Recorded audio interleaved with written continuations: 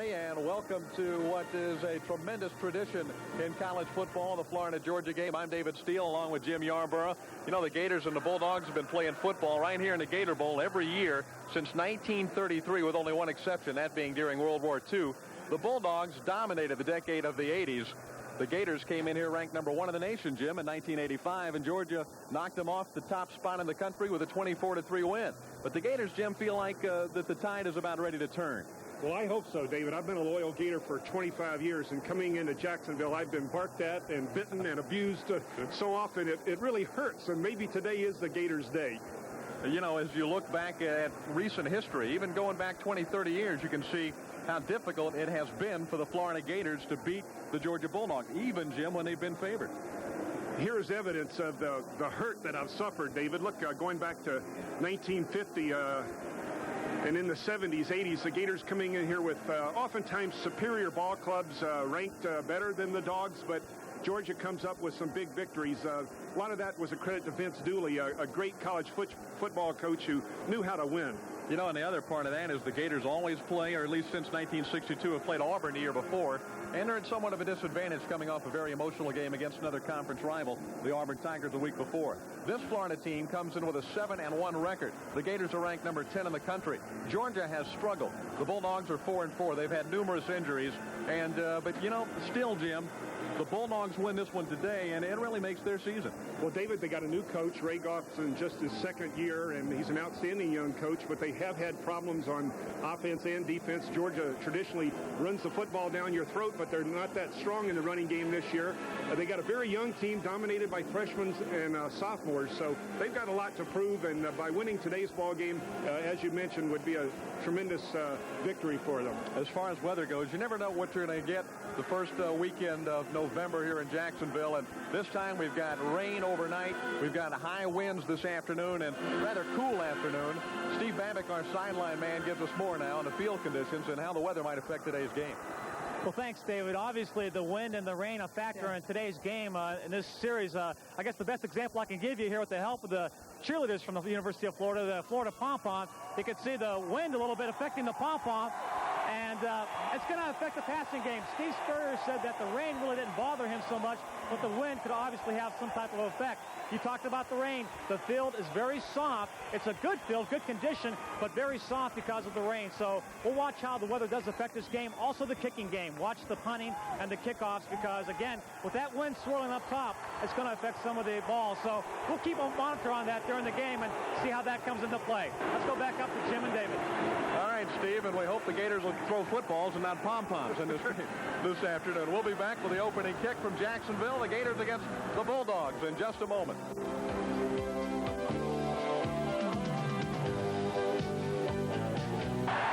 The Florida Gators and the Georgia Bulldogs enter the killing field. The Gator Bowl in Jacksonville, Florida.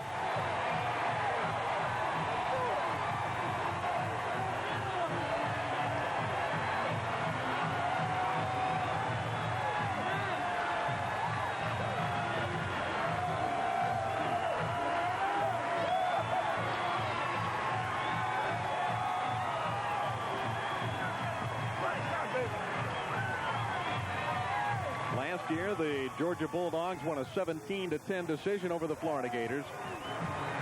And the game was statistically, Jim Yarborough, we talked about this in our pregame opening comments, but statistically, again, it was a situation where the Gators were a superior team, but not on the scoreboard. David, the Gators had the #1 defense in the nation last year coming into this ball game, and Georgia in the second half ran all over them to win that ball game. Of course, there were some turnovers that were vital as well. This year, the Gators have the #2 defense in the nation. But as Coach Spurrier has said so often, a lot of the stats relating to this year's ball club are really irrelevant because he's brought a different kind of philosophy to Gainesville and to the University of Florida. It is a cool, breezy afternoon in early November in Jacksonville, Florida. There you see our weather conditions. The wind, as Steve Babick pointed out, could very well be an important factor in this football game, especially the predominantly passing game of Florida football coach Steve Spurrier. I think Coach Spurrier would have preferred rain over wind in a situation like this because that wind is really whipping up down on that playing field. As far as the series record is concerned, a little bit of a discrepancy as to what the season, or rather series record is. There was a game played, back in 1906 or 1904 that Georgia won. The Gators claim that was club football and not true intercollegiate athletics. So the Gators choose not to include that 1904 contest, whereas, of course, the victorious Bulldogs from 1904 would like to include it. Any way you look at it, though, the Bulldogs have held a definite edge throughout this series. 2-to-1 ratio, wins to losses against the Florida Gators. As we look at the Bulldogs, in a rather mediocre season for them, 4-4 at this point in the season. Early season loss at LSU, and then Clemson really pounded them 34-3, which was their biggest disappointing loss of the year. As far as the Florida Gators, coming in at 7-1, ranked number 10 in the country. The only blemish, that aberration in Knoxville, Tennessee. Second half, too. The first half was a decent ball game. Gators and Bulldogs assemble at the Gator Bowl. 40,000 fans wearing the orange and blue of Florida, 40,000 wearing the red and black of the University of Georgia. And there are few contests in athletics like this one in any sport. Well, they say the colors red and orange clash, and nowhere is that more evident than Jacksonville, Florida in November. The wind blew the ball off the tee, and John Casey will have to tee it up again. There is Florida head coach Steve Spurrier, 7-1 in his initial season as head coach of the Florida Gators. Steve is 27-14-1 overall, including his years at Duke University. Ray Goff, the second-year man at the University of Georgia, quarterbacked the Bulldogs to the Southeastern Conference Championship in his senior year of 1976. Now, he was player of the year in the conference that year. John Casey kicks it away, and it is going to be Harrison Houston with the football at about the 10-yard line. Houston to the 36. Andre Washington made the tackle. And here is the Florida offense, led by the outstanding quarterback, Shane Matthews. McClendon has reclaimed the starting nod at tailback over Eric Rett. And an excellent group of receivers. Tight end Kirkpatrick leads the way with 34 receptions. The offensive line, a group that gets better and better each week of this season, anchored by Cal Dixon, the junior center.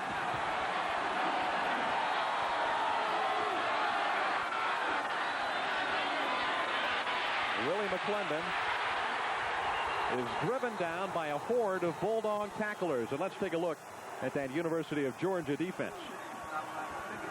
The front line, a very young, very inexperienced group. Eric Coney, only a 225-pound tackle. He's moved from the outside linebacking spot. Mike Steele, a solid player there at nose guard. No relation, by the way. The linebackers, that senior Morris Lewis, an outstanding player. And the secondary, perhaps the strength of this defensive football team. Gators came out with two tight ends on their first running effort. Now they've got pro set formation. McClendon runs it up the middle. And it looks like picked up yardage out to about the 41-yard line. They're going to still have third and about 5. Dwayne Simmons and Morris Lewis, the linebackers, made the tackle for Georgia. Football team just absolutely decimated by injuries and academic woes. McClendon and Rett, quite a 1-2 punch at the tailback position all season long for the Florida Gators.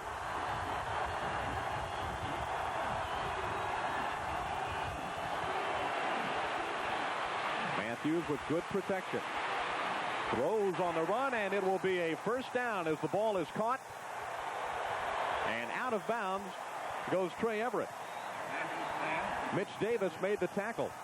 Matthews had all the time in the world to find Everett open. And one reason that he's been so successful all year, as we look at his 1,900 yards in total offense, he leads the Southeastern Conference, is because he has been getting more protection from that offensive line. On that occasion, the Gators split the tight end out, had 4 wide receivers available to Matthews, and he had plenty of time to pick up the safety valve for the first down. Georgia rushed only 3 on that down as well. Here's the play action, and the pass intended for the tight end Kirkpatrick, who cannot make the catch at about the 37-yard line of Georgia. And he was there on a bit of a post route behind the linebackers in front of the safeties. Georgia in a deep zone right there. The receiver was open, but Kirkpatrick couldn't come up with a diving catch. Gators looking to take advantage, David, of this tremendous field position on their first possession of the ball game. Matthews had a big week last week against the Auburn Tigers. Ernie Mills at the 44-yard line of Georgia. Great cutback, and Mills is inside the 25 to the 24-yard line of the Bulldogs. Linebacker Dwayne Simmons and Al Jackson in on the tackle. Excuse me, David. Al Jackson, the defensive back, gets juked by Mills, who's wide open in the short flat out there. Look at that little move he made on Jackson right there. Picked up an extra 10 yards. But Georgia playing real soft in the secondary right now, opening up those short and intermediate routes to the Gator wide receivers. Mills, the converted defensive back, down of Dunellen.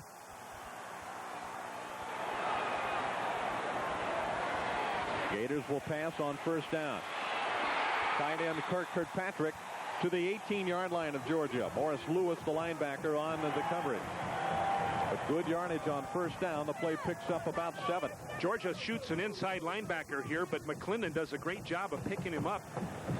And then Kirkpatrick is dragging in an intermediate area right there, picking up about 7 or 8 yards. Kirkpatrick enjoying a fantastic senior year. Big numbers for a tight end in anybody's offense, 34 receptions. McClendon running short side of the field, and he is really drilled at the 15.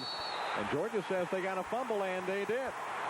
The ball came out of there, and the Bulldogs, Eric Coney, recovered the football. Greg Jackson, a linebacker, made the hit that shook it loose from Willie McClendon, who has been fumble prone throughout his career.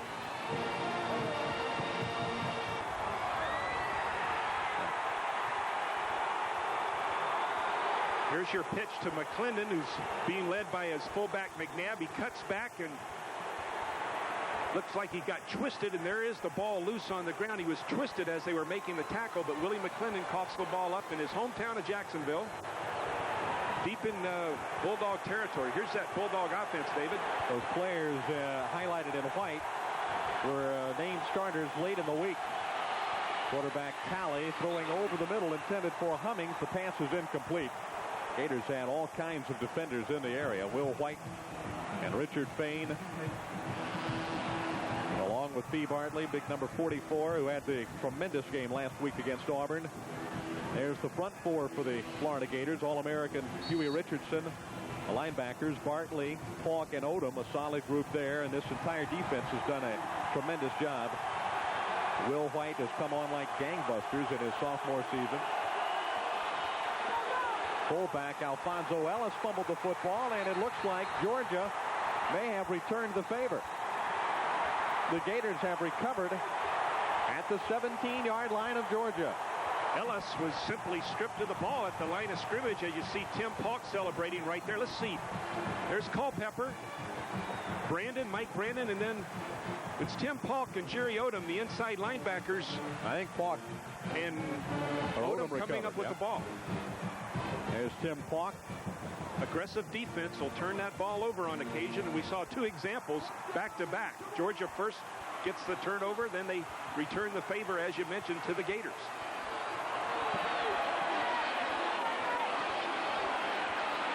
Matthews has McNabb, the fullback, over the middle. He took what the Georgia defense gave him, which puts the Gators at the 9-yard line. The Gators inside their opponent's 10-yard line. They've been there 26 times, and they've scored 24 of the 26 times. David, one of the strengths of this Gator offense is they get the ball to the backs when they throw the football, as well as to the tight end and wide receivers. They've got 5 or 6 choices on every play. Puts a lot of burden on a defense, especially when you're backed up against your own end zone.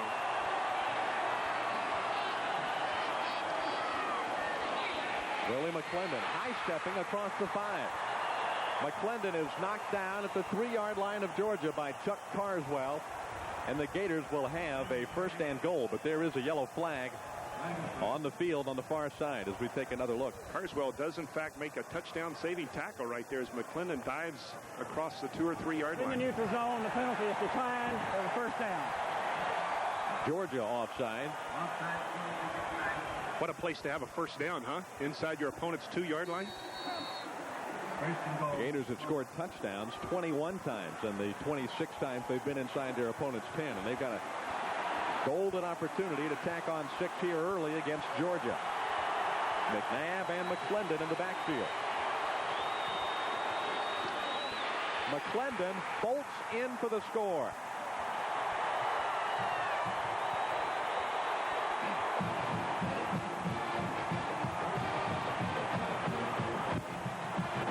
McNabb, the fullback. Watch the lead block by the fullback. And look at Chris Bromley, number 56, making the turnout block there. A gaping hole at the line of scrimmage. Great blocking by the offensive line with support from the Gator fullback, McNabb. Willie McClendon scored a lot of touchdowns as a high school star at University Christian High here in Jacksonville. And he just ran in for his 7th touchdown of the year. And his 12th career touchdown for the Florida Gators, who have jumped on top of Georgia 7-0 with 11:26 to play in the first quarter.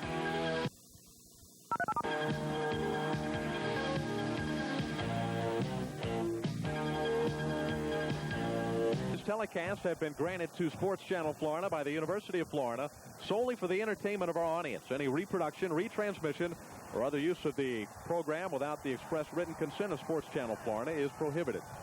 David, what a player this Andre Hastings is, number 1, who Georgia has deep back to return the kickoff. He's 6'3", 180, lightning speed. Just one of the finest freshmen in the country. He ran one back a couple of weeks ago, 89 yards against the Kentucky Wildcats. Ryan Rulin kicks it away, and this is Alfonso Ellis, the man, it's not. It's number 37, not 33.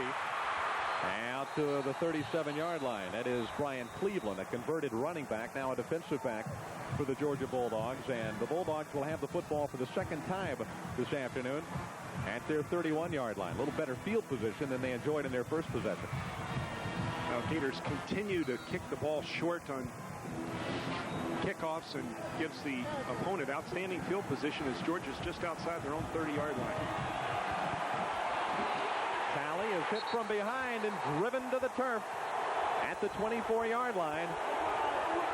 Number 99, Tim Pauk, with the quarterback sack. David, we're seeing a difference in philosophy. The Gator defense is attacking. They're blitzing. They're sending inside linebackers. We saw Georgia earlier playing a soft, vanilla, umbrella-type defense. Look at the inside linebacker Pauk here, right on Talley before he can even focus downfield on an outside receiver. Georgia comes with 2 receivers to the left and 1 to the right on second down and long. Talley, a short drop. The pass is caught by Hummings, and Sean Hummings is out to the 36-yard line. Fee Bartley makes the tackle. One reason that you might attack on defense is when you think you have superior athletes, and Pauk on that occasion was one-on-one and did a nice job on coverage, but looks like Jerry Odom's down with an injury. Florida Gator trainer Chris Patrick now taking a look, and let's see if we can figure out where Jerry Odom went down. Well, I think he was shooting the gap along with Tim Pauk, and that left outside linebacker Fee Bartley all by himself in coverage here. But Bartley has that athletic talent that you don't mind him being one-on-one. He's got great speed. He's a big hitter. And Georgia did make the completion, but they're still well short of a first down. And I think maybe one of those big offensive linemen unloaded on Odom as he was blitzing inside. Well, here's a guy that you'll have to do more than just hit hard to keep him out for very long. He's just about as tough as they get in college football. It's a guy that really probably too slow and not big enough to play college football. Wears number 57 like middle linebacker from earlier in the 80s by the name of Scott Armstrong, who was much the same way. I don't think Odom's really 5'10". They have him listed at 5'10", but Georgia's out facing a 3rd and 5 or 6. Carlton Miles is checked in at that linebacker position in place of Jerry Odom. Talley, another short drop, and the pass is intercepted. Tim Pauk may score.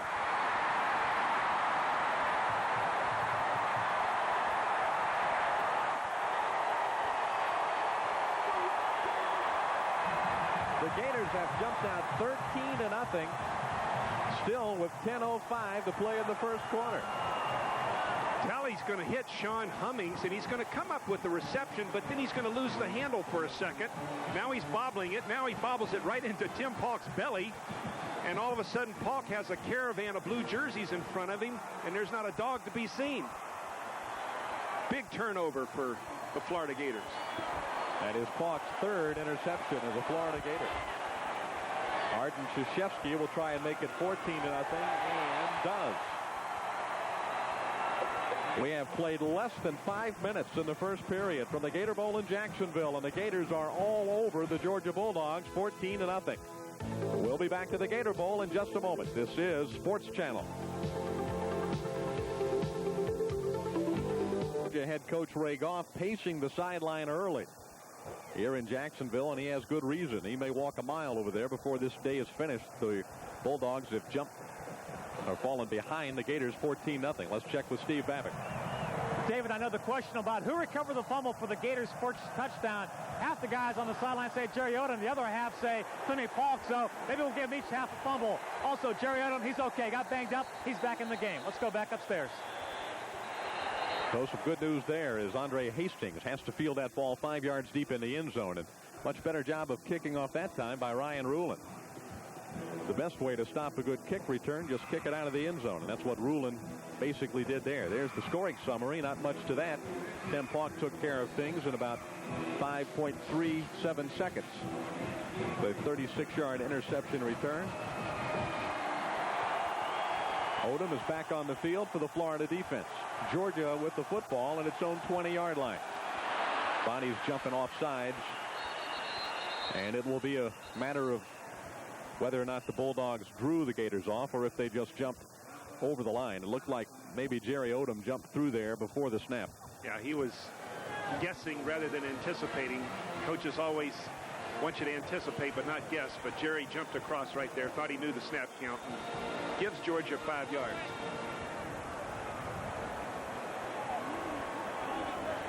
You know, these Georgia running backs are rather small. They're, when compared to McClendon and McNabb, who weigh 217, 225, something like this, these Georgia running backs who are equally as productive, Garrison Hurst and Larry Ware, they're just not that big at the tailback position.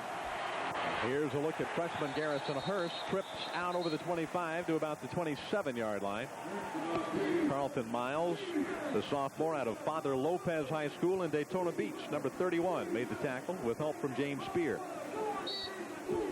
Miles had some low back problems last couple of weeks. Wasn't even able to play. I don't think he played much against Auburn. You know who the coach at Father Lopez is right now, the head coach? Wes Chandler.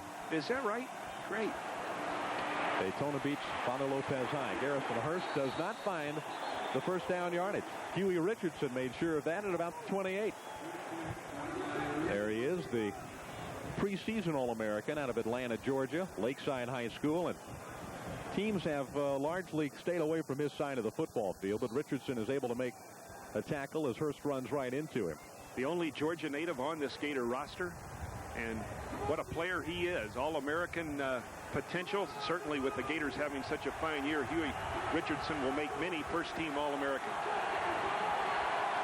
Third down play for the Bulldogs with Talley rolling out. Mark Murray had a shot at him. Talley looking for that first down marker, and it will depend on where they say his knee went down, which did not look like a good spot for the Georgia Bulldogs. It looks like Georgia is going to have to punt the football. Oh, that's a tough break for the Bulldogs. Down 2 touchdowns deep in their own territory. Talley does a nice job of avoiding Murray, who's broken free from the blocker at the line of scrimmage. He jukes back inside. Let's see where that knee goes down. Yeah, it clearly goes down inside the 30-yard line. His helmet looked like just right on the stripe, so you know his knee was somewhere back behind there. This is Scott Armstrong back to punt. Gators have put a pretty good rush on. Barber gambled a bit to make the catch and then paid the price as he goes down at the 35-yard line. Timeout on the field with 7:44 to play in the first quarter. The score, the Gators 14, the Bulldogs nothing. And you're watching Gator football on Sports Channel.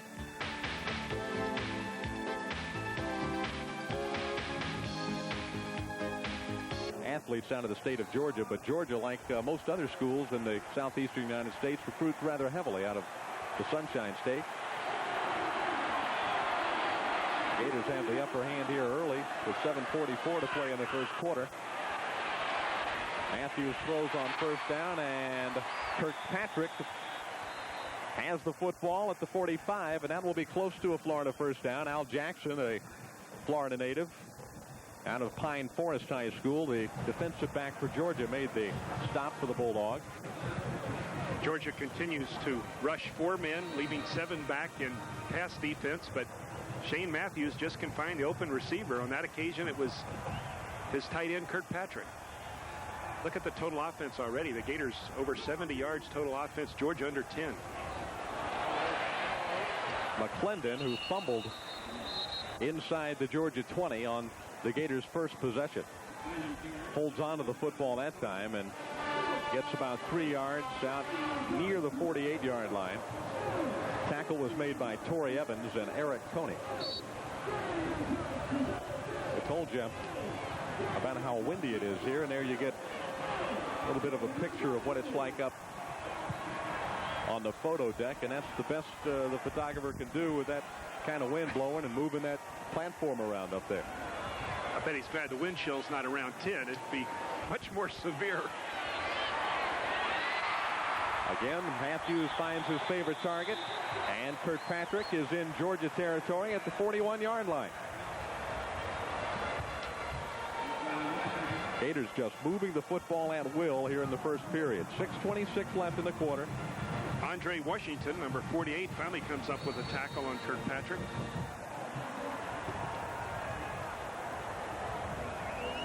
Kirkpatrick now has 37 receptions. Yeah, 3 today. Coach Spurrier wanted to get the football to Kirkpatrick 3 to 5 times every ball game. Thought this kid could come up with 50 or 60 passes over the course of a season, and looks like he's well on his way to doing that. Matthews on the draw to McClendon. The play that worked so well last week against Auburn pays dividends again against the Georgia Bulldogs. McClendon to about the 29. George Wynn, the defensive back, finally making the tackle on the draw. You know, Coach Spurrier loves this draw. Last week we saw it work so effectively against Auburn. On this occasion, it's Willie McClendon, and Eric Rett last week got over 100 yards rushing from the tailback position, most of it from this sprint draw. McClendon already with 26 yards this afternoon. Another first down for the Gators. 5:34 left in the first period. Nice cut back to the inside by Willie McClendon. And again, he is stopped by the cornerback, Chris Wilson. Greg Jackson, the linebacker, helped out on the tackle. Well, you're losing the battle at the line of scrimmage if your defensive backs are making tackle after tackle, and that's what's happening right here to Georgia. The Gators are breaking that line of scrimmage, and the defensive backs are the guys forced to make the tackles.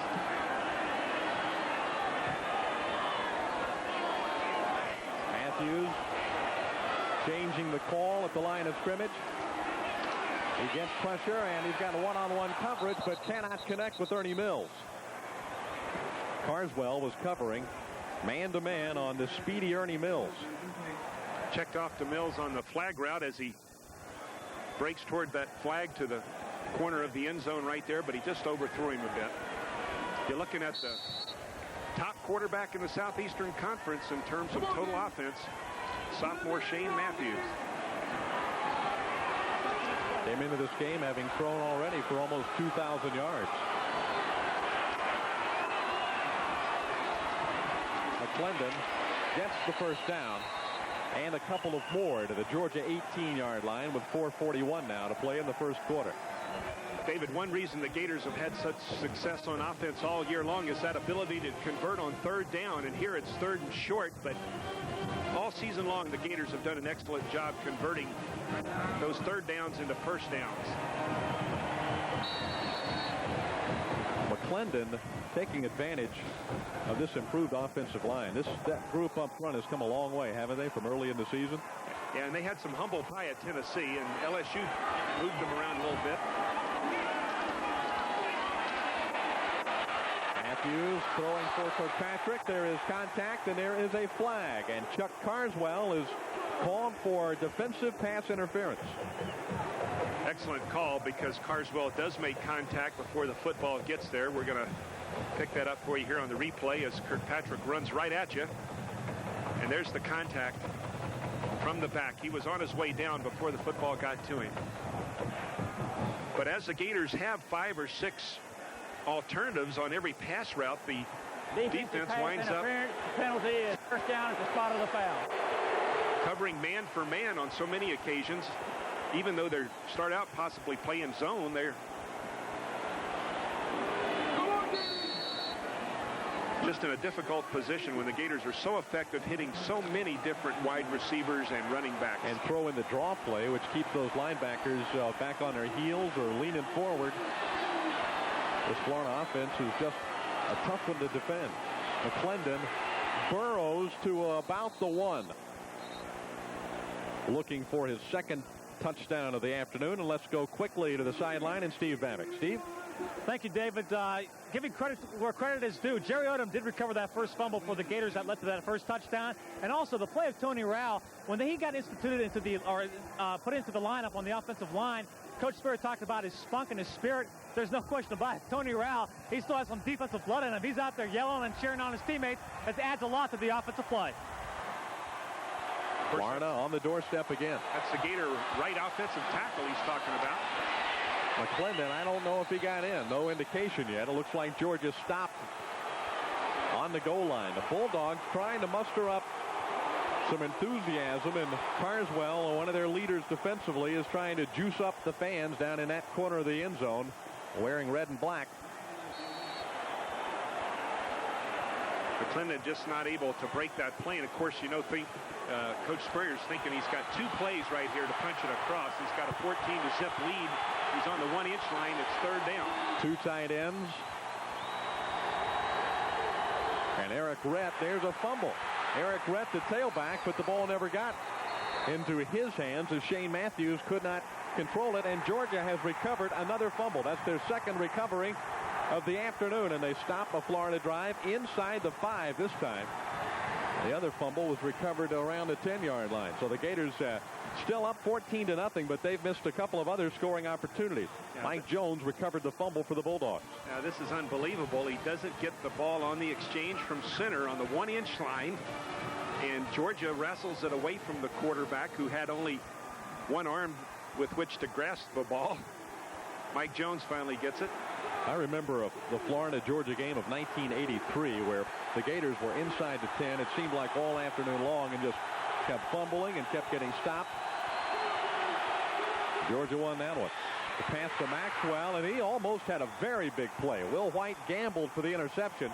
If Maxwell had not stepped out of bounds there at the 25, he was going to be running for a long time, Jim.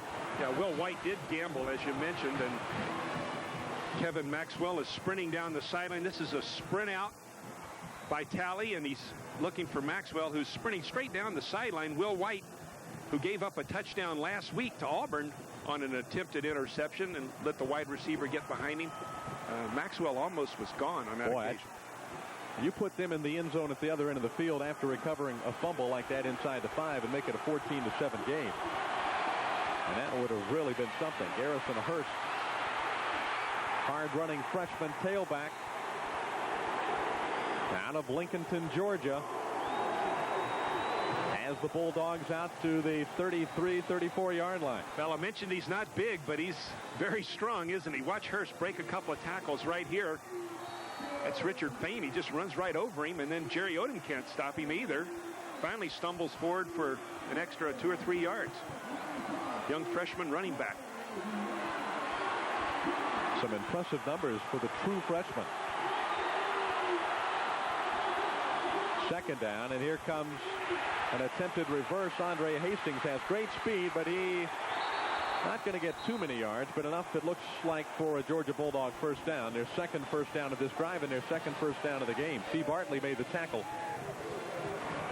Georgia trying to come up with a big play on the reverse, but Huey Richardson's there initially. Then it's Steve Bartley who's there to help out. And finally, Richard Payne's going to make the tackle. Georgia trying to come up with a big play on the reverse using the outstanding talent Andre Hastings. Got the first down. The Bulldogs have taken it from inside their own 5 with back-to-back first down.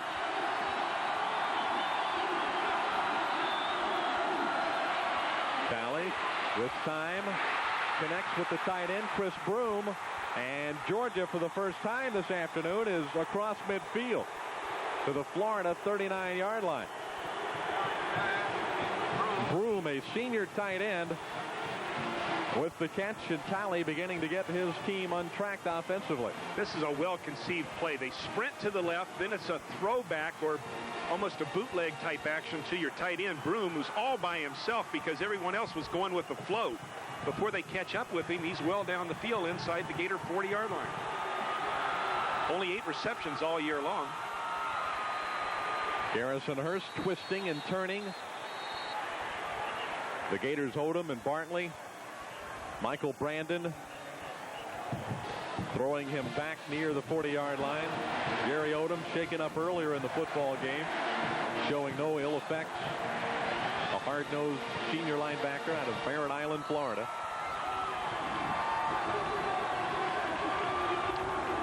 Time winding down in the first period. 1:23 left in this quarter with the Gators on top of the Bulldogs, 14-0.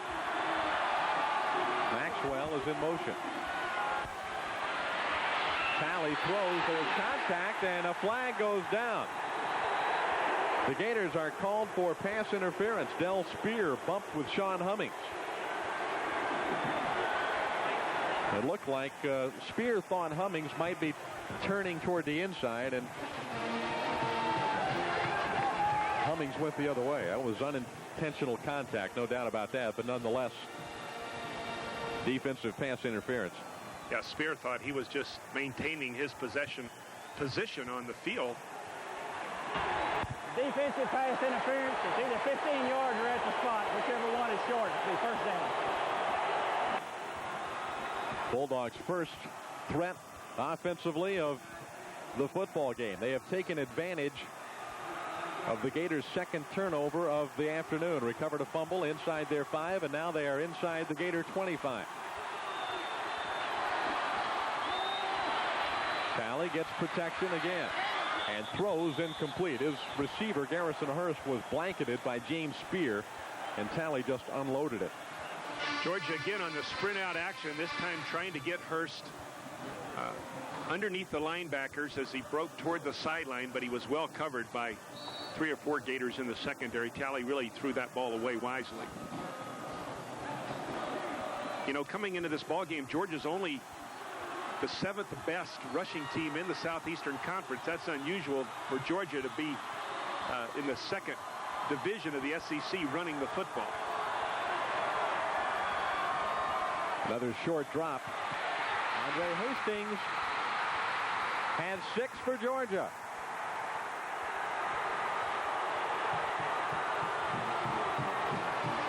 The freshman out of Morrow, Georgia. His 2nd touchdown reception of the year, and it looks like he has been shaken up on the play. But let's take another look at the outstanding play the youngster made. And he is a youngster, the freshman who gets underneath Richard Fain and escapes the tackles of the safeties and barely gets into the end zone. But that's a miraculous turnaround for Georgia, isn't it? They were had the backs to the wall inside their own 1-inch line, came up with a turnover, and now march all the way down the field for a big touchdown. And made it look easy on that drive. Greg Talley throws a bit of a wobbler here, but it doesn't matter because it's right in the belly. Andre Hastings. This guy was a member of every high school All-American team that there is. A legitimate high school All-American. And he seems to be rather severely injured. We'll get an update on that as we can. The left-footed John Casey will attempt the extra point. Casey, who rarely misses, drills that one. And with 57 seconds left in the first period, the Bulldogs have cut the Gator lead right in half, thanks to a Florida turnover at about the 1-foot line, which started that drive for Georgia. But the Bulldogs marched it impressively up the field, mixing in the running of Garrison Hurst and the passing of their quarterback, Mr. Talley and company. Now we'll see if the Gators and Coach Spurrier can get that momentum back. Georgia really turned it around right there. As we mentioned, they were backed up on their own 1-inch line. The Gators were about to go 3 touchdowns ahead. They came up with a turnover and then go 96 yards for the touchdown.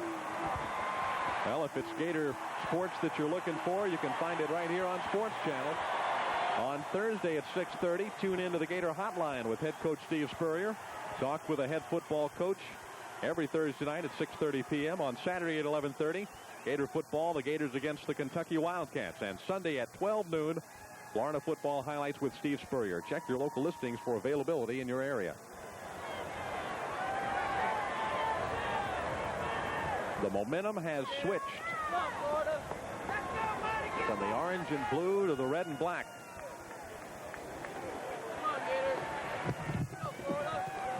That drive, a 96-yard drive by the Georgia Bulldogs. John Casey, the latest in a long line of outstanding place kickers at the University of Georgia. Harrison Houston and Monty Duncan staying deep and wait for the kick. And it will be Monty Groh, an up man from the 15-yard line. Groh is drilled at the 25. And was tackled by Chan Wilson. 50 seconds left to play in the first quarter. Florida's 14-0 lead, which looked like it was going to become a 21-0 lead, is now 14-7. Well, we've seen a lot of excitement in one quarter, haven't we? I mean, 21 points already on the board, 14-7. The Gators have the lead, but a lot of excitement here in this first quarter in Jacksonville, Florida. Gators have fumbled twice. The Bulldogs have fumbled once and thrown 1 interception and went for a Florida touchdown. Matthews looks to throw on first down. McClendon got a block upfield and drives to about the 36-yard line. Big Hisham Ismail knocked somebody on his back at about the 30. In addition to the draw, the screen is a way to slow down that pass rush and pick up some yardage as well. You see Ismail, number 77, doing the job there, David, as you mentioned. McClendon picking up an extra 6 yards because of that block. That's the job on the screen, though. You get 2 or 3 big offensive linemen out there, and they form a caravan for that talented tailback. McClendon has come off the field. Eric Rett is in at tailback. It appeared that maybe McClendon was a bit shaken up on that play.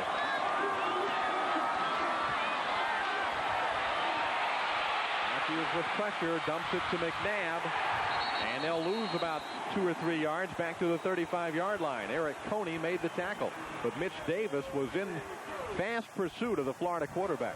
Coming from the backside of Matthews, the quarterback, as he drops back to pass, his blind side is to his left, and right there Davis was putting some pressure on him. We have played the first 15 minutes from the Gator Bowl in Jacksonville. And our score, the Gators 14, the Bulldogs 7. You're watching Gator football on Sports Channel.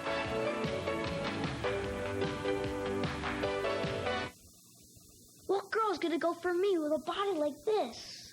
Hang in there, Tom. I'm you 2 years from now, because you're drinking milk and working out. Well, I'm not changing so far. But milk's at work inside you. Oh, yeah? And tomorrow the difference can show. All that protein for muscle and calcium for bones. But I'm still a skinny bench warmer. Hey, if the sight of yourself at 18 doesn't convince you, Tom, listen to your senior year girlfriend. Hi, Tom. I'm waiting. Milk. It does a body good.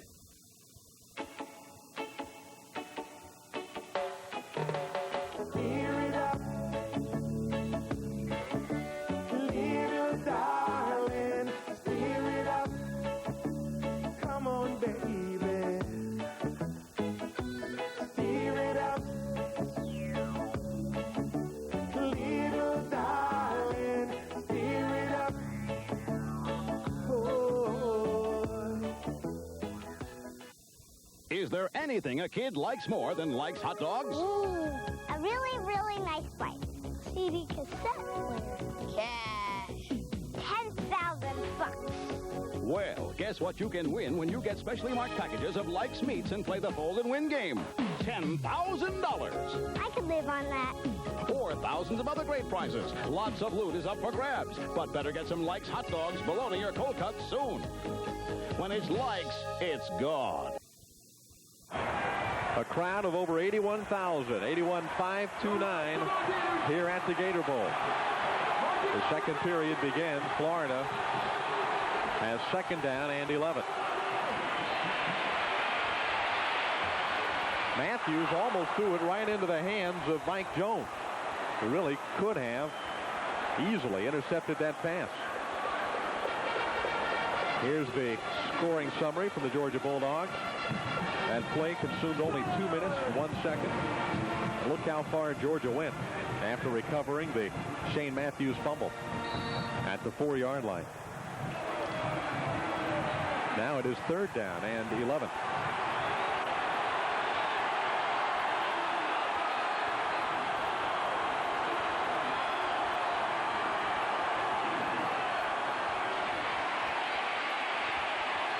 Matthews has Kirkpatrick, and Kirkpatrick has a first down at the 34-yard line of Georgia.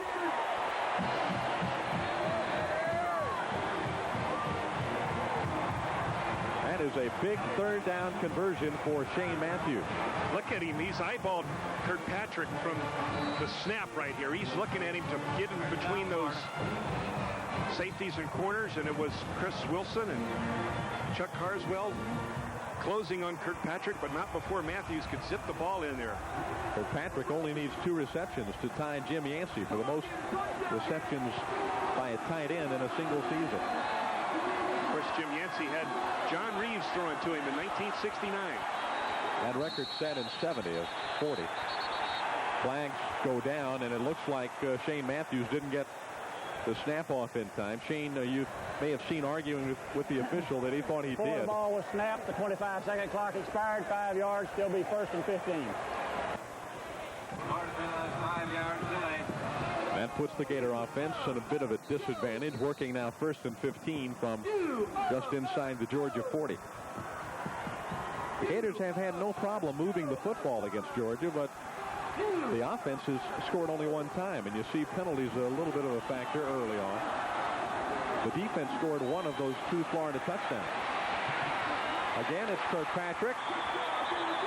And again, it's a Florida first down at the Georgia 21. On that occasion, Mo Lewis, Georgia's outstanding linebacker, found himself matched up with Kirkpatrick initially, but Kirk just runs right by him. This kid can run a 4.6 40, weighs 230 pounds. And before Mike Jones can come over and make the hit, knocking Kirkpatrick out of bounds, he's picked up another vital first down. He's playing like an All-American. If there's a better tight end in this country, I haven't seen him. He catches it as well as any tight end.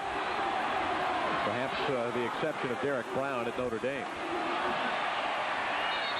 Eric Rett picks up 2 yards on first down.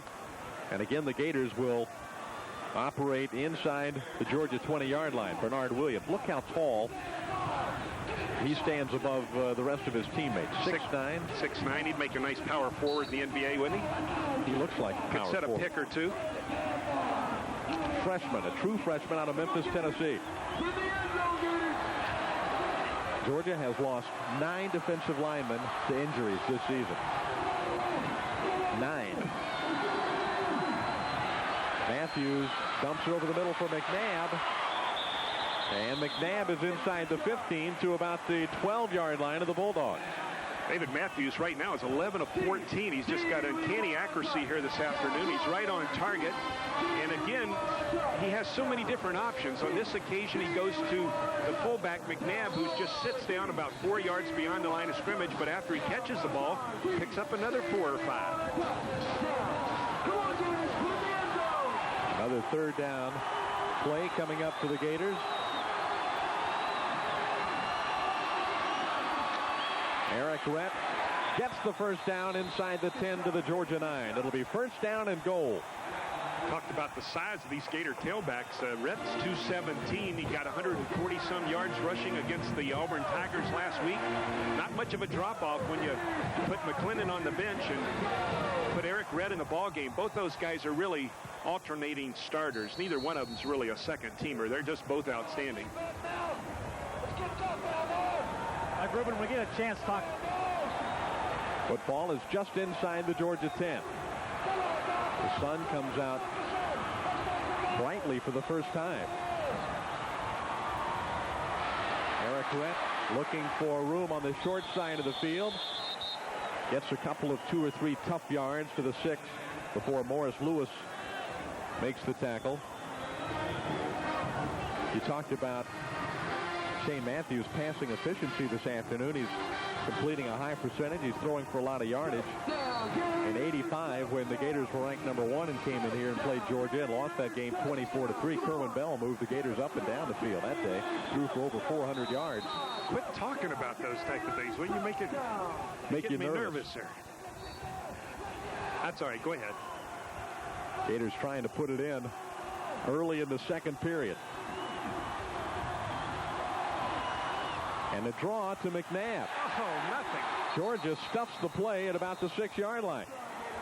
Oh, now we're faced with another critical third down. Andre Hastings being evaluated for a possible ankle injury. An update when we can get one. Let's check with Steve Vavick. Thanks, David. First of all, defensively, Brad Culpepper has a left hip pointer. Hurt it pretty bad. They got some extra padding there, but you can tell he's uncomfortable with it, but he's able to play. Also, Willie McClendon, last offensive series, got his bell rung pretty good, and they're going to keep him out for a little bit, but he's okay to play when he's ready to go back in. Back upstairs. Here's another crucial third down. And Matthews, with the blitz on, looks for the end zone and just throws the football away. The Bulldogs had man-to-man coverage in the secondary, but Matthews could not find an open receiver. And Georgia tightens up and forces the Gators to attempt the field goal. Florida was 4 of 5 on third down field conversions before that play, before that failure. Georgia just did a nice job in the coverage. Matthews had no choice but to throw the ball away. Arden Krzyzewski has had an outstanding season with 11 out of 14 field goals, and this one from about 24 yards out is good. So the Gators take a 10-point lead. They have to settle for 3 after they drove it inside the Georgia 10. But with 10:44 to play in the second quarter, it's the Gators 17, the Bulldogs 7. You're watching Gator football on Sports Channel.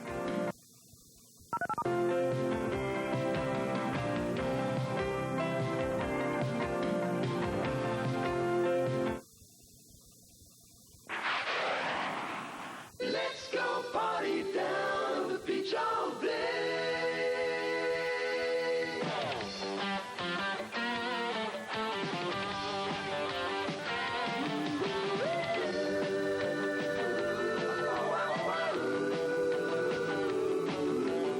Cons, your authorized C2 sales and service center. Let's go party down at the beach all day. The Fitness Center proudly announces the grand opening of their new Super Spa in the Pompey West Shopping Center. Real aerobics, real personal training and equipment, and real results. Featuring Stairmaster, Life Cycle, revolutionary circuit training equipment, Olympic weights, plus free daycare. It's the Fitness Center. Join now as 2 people can join for the price of 1. Call us today, 728-8707. It's the Fitness Center in the Pompey West Shopping Center off Malabar Road. When you really want results. Brian Rulin putting the football up on the tee for the Florida Gators. Arden Krzyzewski has given Florida a 17-7 lead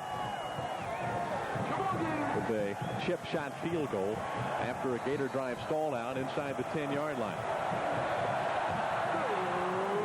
Wilson and Cleveland stand deep. Or rather Hurst, and Hurst with the football at the 5-yard line. He slips and falls and his knee went down, so Georgia's in I don't like that rule in college football situation. For that occasion. You know, that's a tough break. Especially on a slippery track. Krzyzewski officially a 23-yard field goal. That drive consumed 5 minutes off the clock. 12 plays, 67 yards, and Albert celebrates a 10-point Florida lead at this point.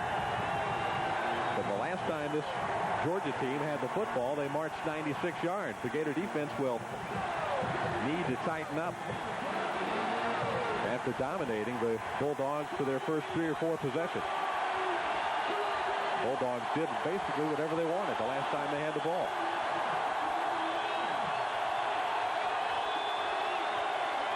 Talley from his own end zone. And it's picked off.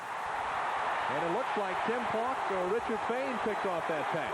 Richard Fain, David, the Gators preseason All-American. That is his 10th career interception. And he played that perfectly on the corner. Talley is sprinting out, but he zeroes in on his receiver. Look at his eyes. He's just looking at him, and Fain picks that up and just had excellent position. Anyway, that was just a poor decision by Talley, and Fain was right there to come up with a gigantic turnover. Fain's 10 career interceptions puts him just a couple behind Bruce Bennett, the all-time leading pass interception man in Florida football history. And now the Gators threaten to score again. McClendon cuts back to the short side of the field, and Dwayne Simmons makes a nice open field tackle on McClendon at about the 6-yard line. Gators come out with 2 tight ends, run that counter play that we've seen them have success with this year, where the tailback takes the pitch, takes 1 step, and then goes back the other direction. And Simmons was all by himself, but he strong arms McClendon and throws him out of bounds, and that's not easy to do. McClendon, as we mentioned, 225-pounder. And Steve Spurrier, as you can see, wants to talk things over with his quarterback Shane Matthews, as the Gators have such a terrific opportunity to score here, and there apparently was some confusion about exactly what the play was going to be. So the Gators called timeout with 10:21 to play in the second period. 17-7, the score remains. This is Gator football on Sports Channel.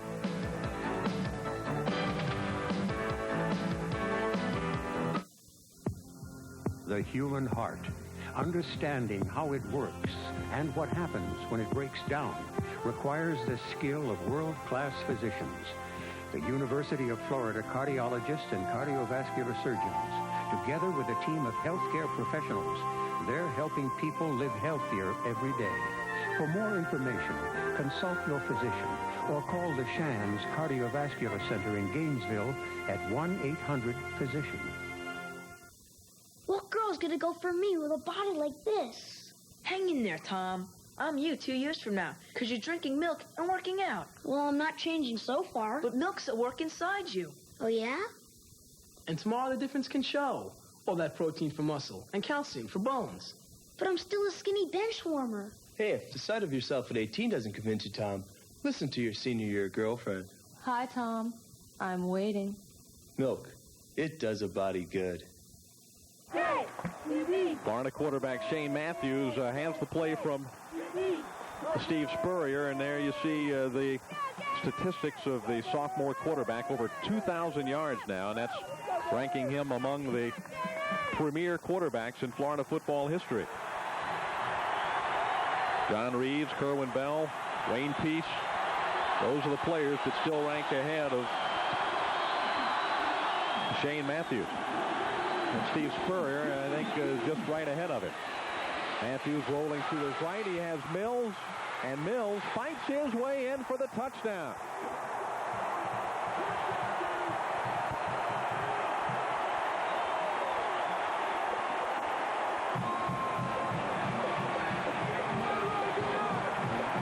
Ernie Mills right here gets open on a pick route. The Gators had Trey Everett over there as well, about the 3-yard line. They have 3 wide receivers in the same area, but look at the strength right there as he fights into the corner. Probably the most talented Gator wide receiver, Ernie Mills. The former defensive back delivered a lick right there to cornerback George Wynn. Ran right over him into the end zone. Krzyzewski drills the extra point, and the Gators are back on top by 17. They started strong in the first period, and they have come on strong here early in the second period to build back the lead to 17 points after Georgia cut it to 14-7.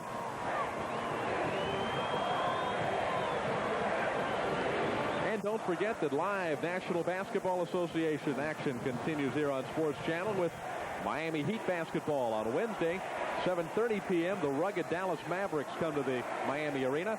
Then on Friday at 7:30, it's the Heat at Indiana. On Tuesday, 7:30 p.m., the defending world champion Detroit Pistons come to the Miami Arena.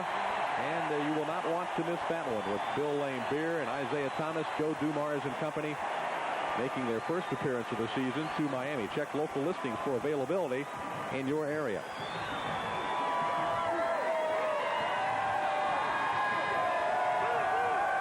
Florida fans are eager to celebrate here. It has been a frustrating 12 to 15 years in this series for the Orange and Blue. They've had a couple of moments, but not many. 1984 was a great year for Florida football.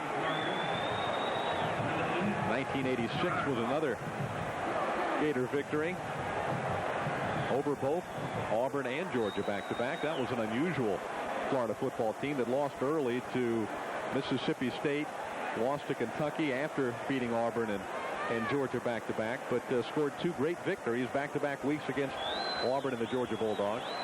That was the year that Kerwin Bell limped into the end zone on a two-point conversion to beat Auburn 18-17, and then the following week the Gators handled the Georgia Bulldogs. Ray Goff resumes his pacing up and down the Bulldog sideline. David, this guy's never lost to the Florida Gators. As a player, he was 3-0. As a head coach, he's 1-0 coming into today's ball game.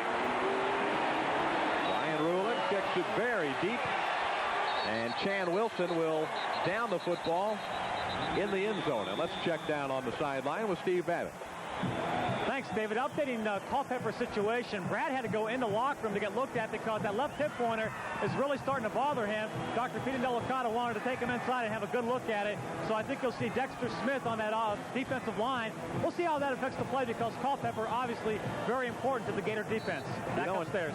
Thanks, Steve. And that's, I think, brings up a good point. The Gators, part of their success this year has been they have stayed away from injuries. Culpepper's back on the field. Well, he was not shaken up badly. They have a new quarterback. And the Gators give absolutely no respect as Tim Pauk makes the tackle.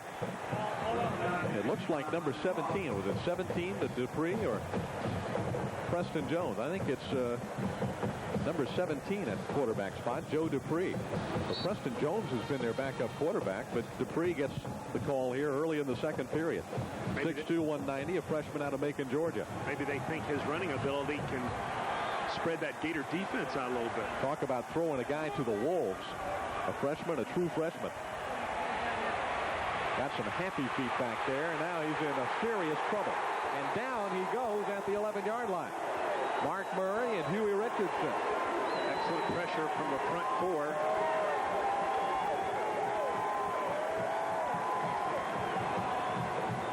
Murray, there you see some of the quickness that he possesses. He left his feet, came down, and still was able to spin around the fullback, Max Strong, and make the sack.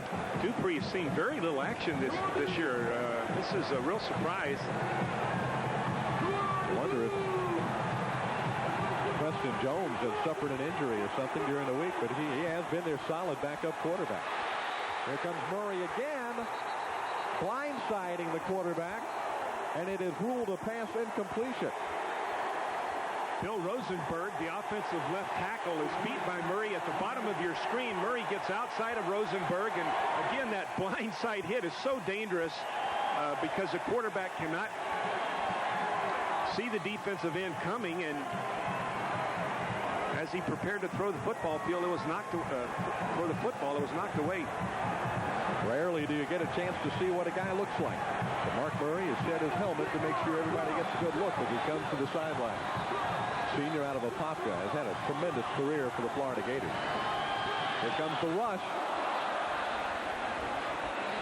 And Armstrong just barely got it away, pooched it out of there, and the ball rolls dead at the 49-yard line. Barber does a nice job of just getting away from the ball and letting it roll dead.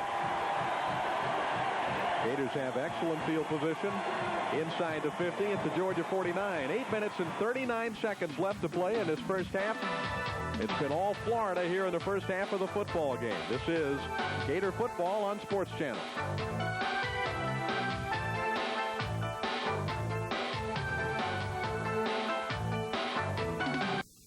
touch this. You can't touch this. Break it down. Yeah, you can touch this. At Conn's, the fastest growing Kawasaki dealership in Central Florida. Check out Conn's full line of action wear. You'll be awesomized by famous brands like Kawasaki, Body Glove, just to name a few. Conn's, your headquarters for outdoor excitement. Your big toy store in Melbourne.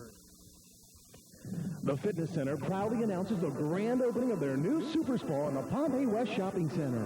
Real aerobics, real personal training and equipment, and real results. Featuring Stairmaster, Life Cycle, revolutionary circuit training equipment, Olympic weights, plus free daycare. It's the Fitness Center. Join now as 2 people can join for the price of 1. Call us today, 728-8707. It's the Fitness Center in the Pompey West Shopping Center off Malabar Road. When you really want results.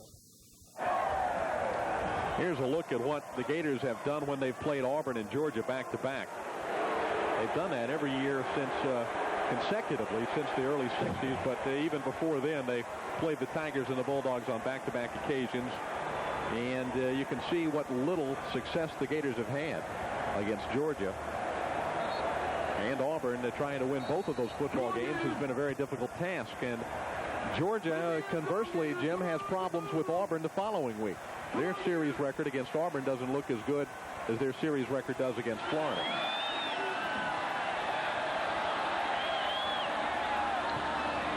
Matthews throwing for Trey Everett. And Everett has a Florida first down at the 30-yard line, a pickup of about 19 yards. Linebacker John Allen, a junior out of Lindale, Georgia, made the tackle. Trey Everett just simply sprints down about 15 yards and sits down on a little bit of a hook route just underneath the deep coverage of the Georgia Bulldogs. About a 15-yard pickup right there. Matthews is just picking apart Georgia's zone defense. He's red hot, isn't he? He's really hot.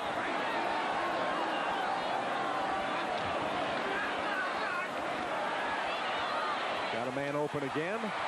Tight end Kirkpatrick, who's having a big afternoon, is inside the 25-yard line. Dwayne Simmons, the linebacker, made the tackle for the Georgia Bulldogs.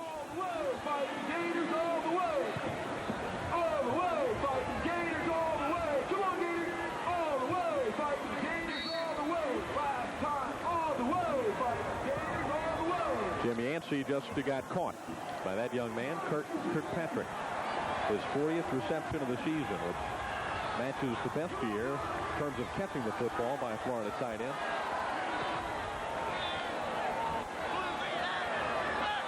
There have been some other great tight ends at Florida, though, that didn't catch that many passes, right, Jim? Matthews going for Mills, but Mills went out, and Matthews threw it in. Yeah, he gave a signal at the line of scrimmage. Obviously, they didn't read each other correctly. That's one of the few times Matthews is not connected this afternoon, and that was just a breakdown in communication. Go! Come on, Gators! 7:16 left in the first half. Florida would like to build upon a 17-point lead. Even with that incompletion, Matthews is still posting impressive numbers. Here comes pressure from Mo Lewis, and throwing on the run is Matthews, and Terrence Barber makes the catch at around the 21-yard line. That will be about a yard short of a first down, maybe 2 yards shy, depending upon the spot. And George Wynn made the tackle. Coach Spurrier's going to go for it, David. He's going for the juggler here. And well, he should. Doesn't like to settle for punts or field goals if he can help it. The Gators have yet to punt today, I think. That's right. They've turned it over a couple of times, but haven't turned it over on a punt. Georgia sending linebackers in there, and they sent everybody. And that is a fine play by strong safety Mike Jones, who hit the running back head on. Yeah, they had a player in every gap. They've got a player shooting every gap, and finally Mike Jones is across the line of scrimmage before the Gator tailback even gets near the line of scrimmage. That's a beautiful play by Georgia. Anticipated that one correctly. Joe Dupree back in the game. It's completed. Only 3 passes, as you see there, coming into this game. Running a little option play there, and he's smothered by Huey Richardson and inside linebacker Ed Robinson. Well, it'd be hard to believe they could move the ball that successfully against one of the best rushing defenses in the country, especially when you're down 24-7. But Georgia comes out running that option attack, hoping to make something happen with this running quarterback. Robinson looks like he's going to be another in a long line of outstanding Gator inside linebackers. Just a freshman out of Defuniak Springs. Dupree throws, and it is incomplete. Intended for Sean Hummings, and the pass not very well thrown. Fee Bartley had coverage, but that one could have been completed. 5:49 left in the second period. Push him back. Push him back. Way back. Come on, Gator. Push him back. Push him back. Way back. That Florida defense just manhandled Auburn last week, and they're doing it again to the Georgia Bulldogs, who have 0 rushing yardage this afternoon so far. The Gators held Auburn to just 170 yards in total offense last week. Dupree threw the football, and his wide receiver had no idea that it was coming. Damon Evans, number 80, was the intended receiver. Richard Fain had a chance to pick off another one if the ball had been thrown up just a little bit. Coach Goff talking to Evans there as he leaves the field, saying, son, you're supposed to run a post route. He wasn't even looking for the ball. The Gators were blitzing from the inside, and miscommunication between quarterback and wide receiver, and the ball goes into the ground. Georgia punting for the 3rd time this afternoon.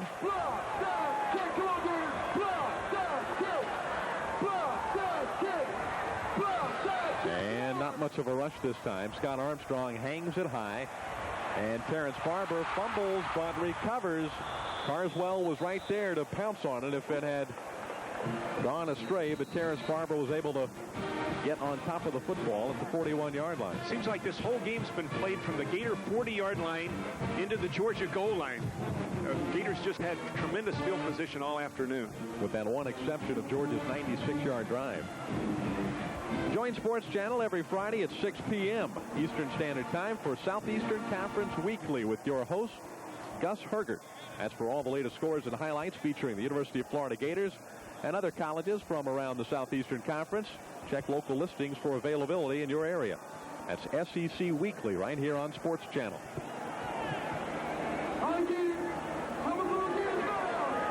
Florida fans coming in all shapes and sizes to the Gator Bowl in Jacksonville.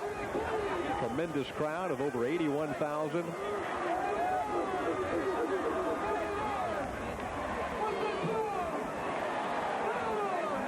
Look at this, David, a team dominated by youngsters. Georgia playing a lot of freshmen and sophomores, 11 in combination, sophomore and freshman class.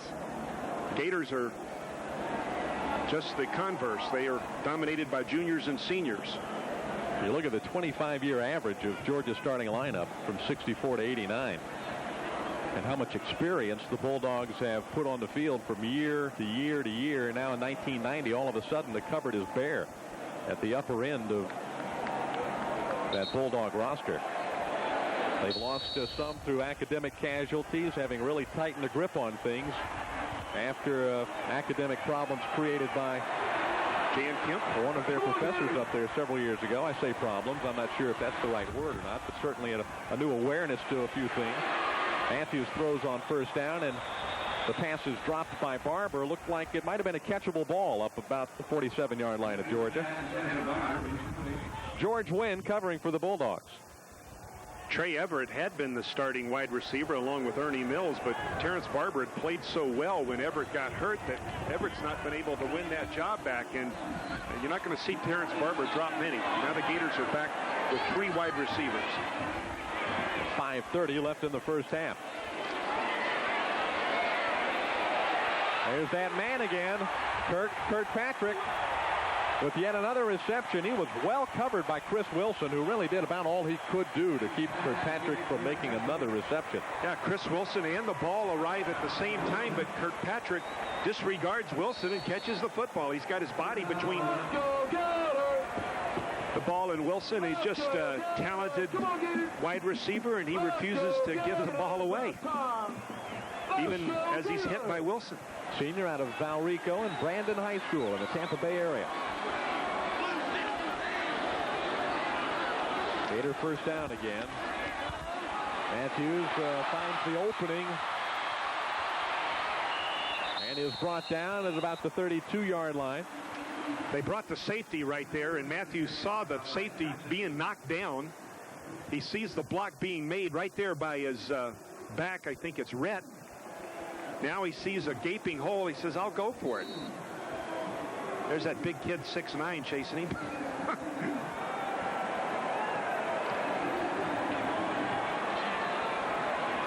Bernard Williams, he's blocked a couple of extra points for Georgia at 6'9". That should not be much of a surprise. Eric Rhett, Florida's tailback, hammers it inside the 30 to about the 27. For running into linebacker Travis Jones, another true freshman out of Irwinton, Georgia. Eric Rhett, big strong tailback. Look at him driving forward right there. But again, the Gators just continue to play football in Georgia territory all afternoon. Got a 24-7 lead as you look at what Rhett did last week, but you still get a feeling the Gators aren't operating on all cylinders, even though they've got this big lead and they're dominating the ball game. Matthews looking for Kirkpatrick, and it should have been intercepted. There was Chris Wilson again. He had hit Kirkpatrick on that same play just a moment or two ago, but Kirkpatrick came up with the ball. This time, Wilson almost gets it. Just can't get, that ball's got to be delivered before Wilson can make his break, and Wilson was reading it all the way, and he actually bumped Kirkpatrick there before Kirkpatrick had a chance to go for the ball. But that was a very close call, but more of a good play by Wilson. Tried to force that ball into Kirkpatrick maybe once too often.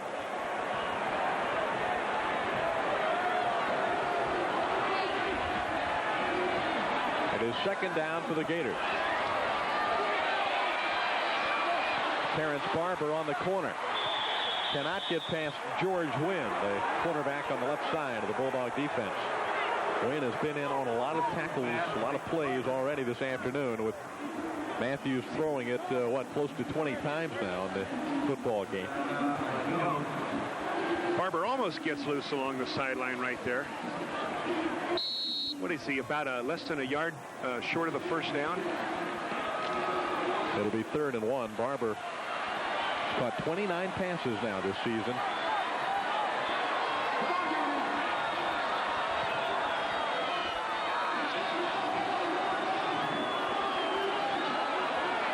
Matthews is going to try for the end zone, and Monty Duncan, a leaping grab, but he was out of bounds.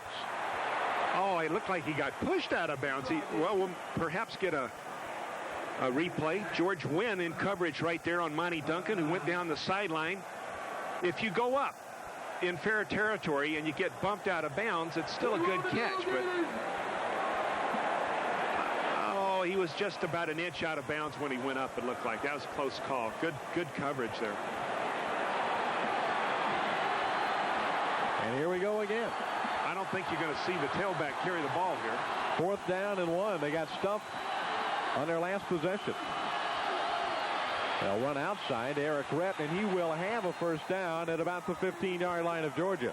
Well, he did carry the ball, but he carried it outside, as you mentioned. He didn't try and go between those tackles because Georgia had every gap covered again.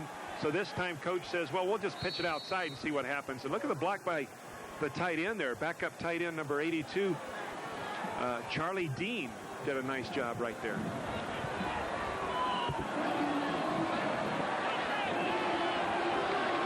Not getting a lot of opportunities so far this afternoon.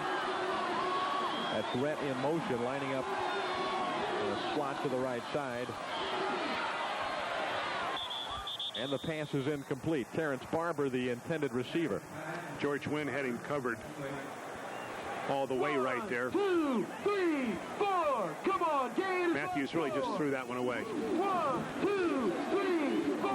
Come on, Gators. Let's go. Left side. 1. Florida head coach Steve Spurrier, also the offensive coordinator for the Gator football team, flashing in the sign to the sophomore quarterback. Looked like a third base coach there, didn't he?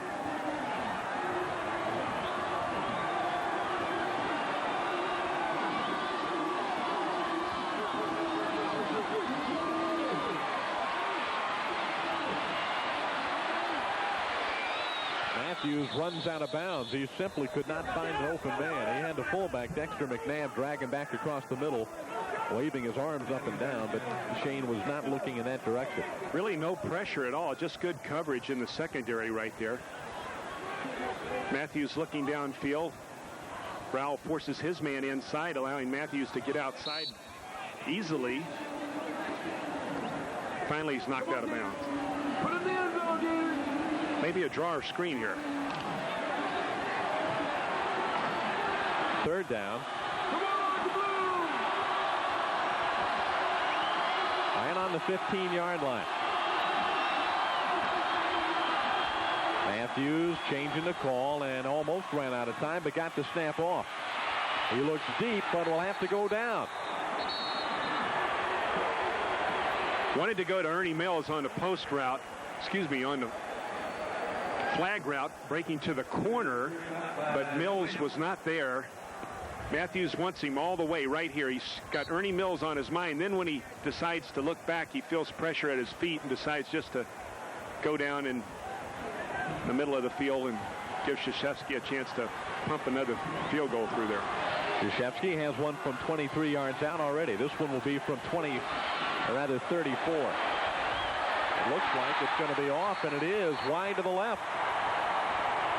The Gators miss another scoring opportunity. Pushing it inside the Georgia 20-yard line. Coming up empty, so they have to be satisfied with still just a 17-point lead. I say just a 17-point lead, and you have to understand it. Gators have just been up and down the field. They could have 40 points or more at this point in this game. And it's got to be taking a mental toll on the Georgia Bulldogs, too, to be backed up in their own territory all afternoon long, be fighting for their life all afternoon. Nothing's working for them. Dupree throws over the middle. The pass was caught, but trapped, apparently. The officials rule it incomplete. Shannon Mitchell, the freshman tight end, trying to convince the officials that he made a good catch. Let's go down on the field to Steve Babick. David and Jimmy talk about Kirk Kirkpatrick, the tight end for the Gators, having a great first half. One time he came off the sidelines to the trainer. I thought he was hurt, and it was a contact lens problem. I wear contact lenses. I can appreciate that. He got it fixed up, went back in. He's okay. I tell you, this Georgia band harassing me. Let's go back upstairs quick. They're barking at you, Barking Steve. at him. You hear that? Dupree hands off to Garrison Hurst. We've not seen or heard from him much here in the second quarter. Georgia just smothered him. Still not getting anything running the football. You know, coming into this ball game, they were running about as effectively as the Gators were. You know, Hurst and Ware were producing about the same number of yards that McClendon and Rhett were, but they hadn't played the Florida defense. That's right. And the defense that they're playing is rated #1 against the rush in the Southeastern Conference, #2 overall in the nation. Michael Brandon made that last tackle. Short drop again. And the pass is caught, but a good play on the corner by Jimmy Spencer. There's a penalty flag going down. Rodney McCoy made the catch for the Bulldogs, and it's going to go against the Bulldogs, I think, with 1:08 left in this second quarter. 15 yards from the...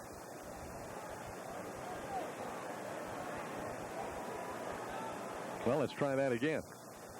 Now, the Gators were cheering there, so we thought it was against Georgia.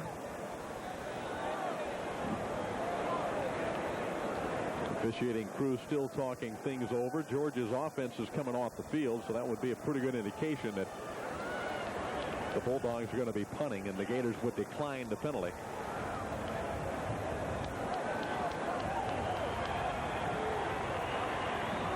This Georgia team really has had some tough losses this year. The play was over. We had a face mask against the offensive team. It'll be 4th down after a half the distance penalty to goal line.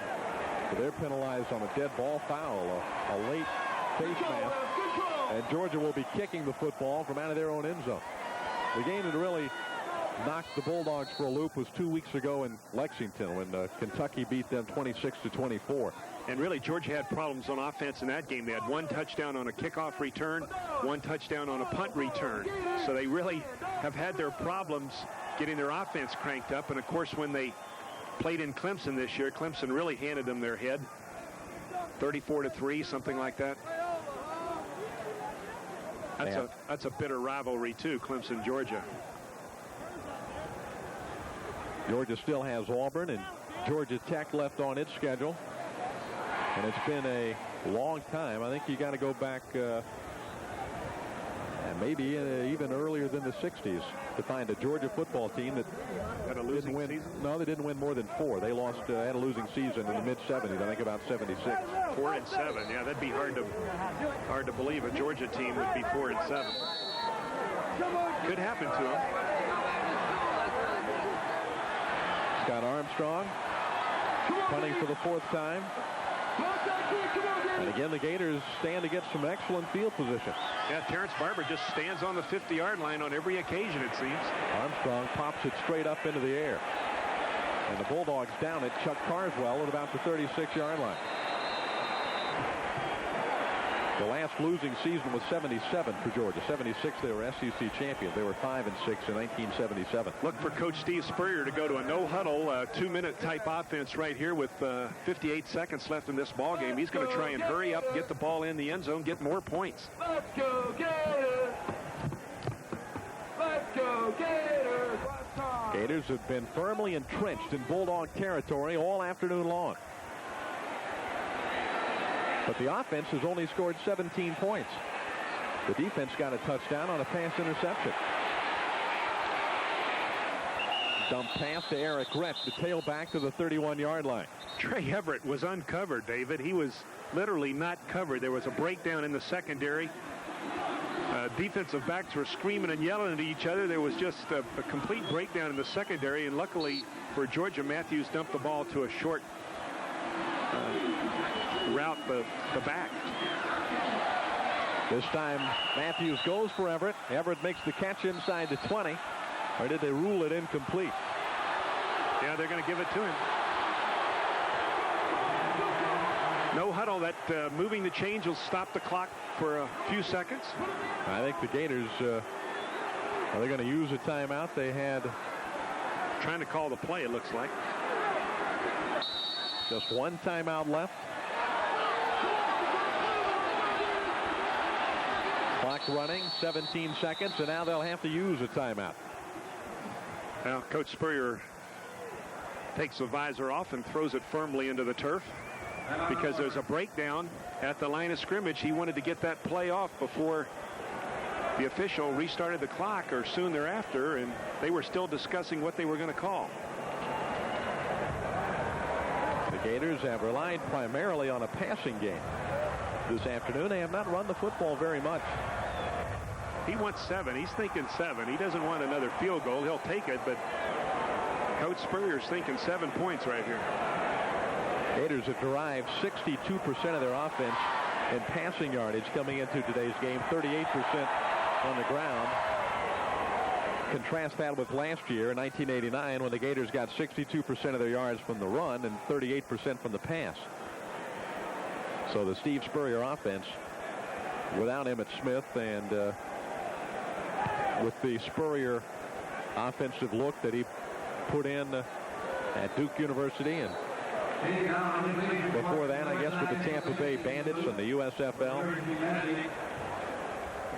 has really been clicking this season in his first year as head football coach at his alma mater.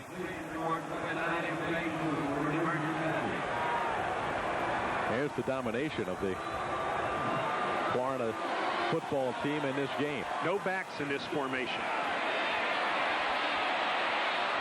And the tight end Greg Keller breaks off the line of scrimmage, but he'll not get much just inside the 15 to about the 13-yard line.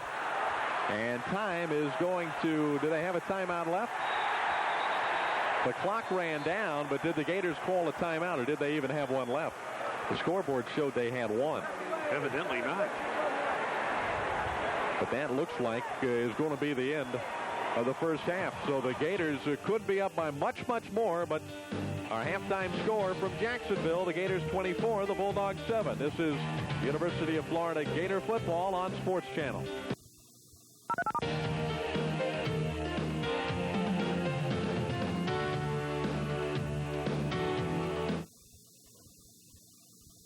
Are you the adventurous boating enthusiast searching for one store to buy all your marine and water sport accessories at a discount price?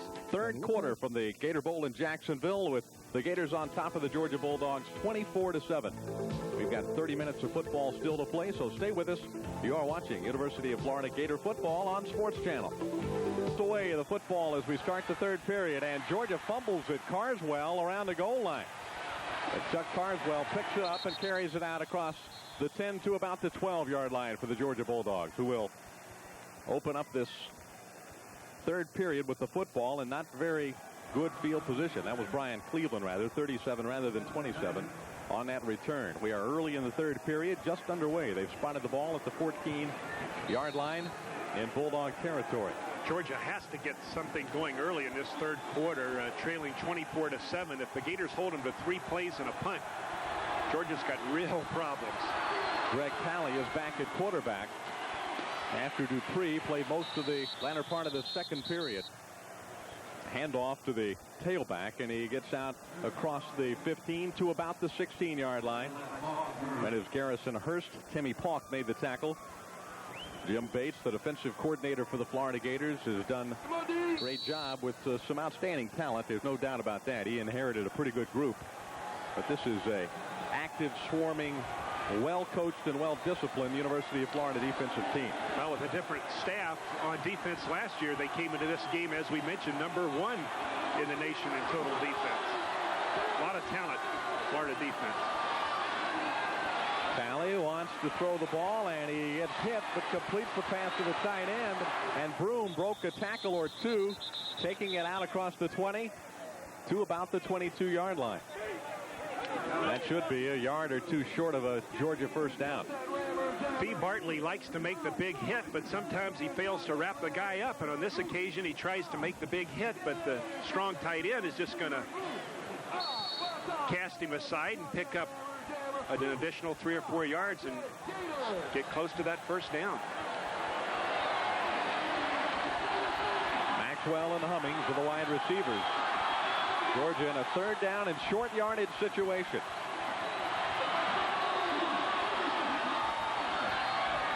Talley will try and throw for the first down. Maxwell juggles it and cannot make the catch.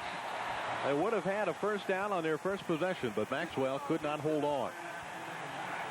Kevin Maxwell out in the flat, had the first down picked up, but the ball was thrown behind him. The quarterback Talley just couldn't get it to him. Play was designed very well, though. It could have easily picked up the first down as we look at Scott Armstrong, who had a busy first half, didn't he? Punted 4 times already. I think you mentioned, Jim, the Gators haven't punted the football yet. And look at Terrence Barber again standing near the 50-yard line where he seems to have been all afternoon long receiving Georgia punts. Gators come hard after this one and don't get it. Barber from his 47 across midfield to the 49 of Georgia. Florida's offense will come onto the field for the first time here in the second half. But first, we've got a timeout with 13:08 to play in the third period. The Florida Gators 24, the Georgia Bulldogs 7. You're watching Gator football on Sports Channel.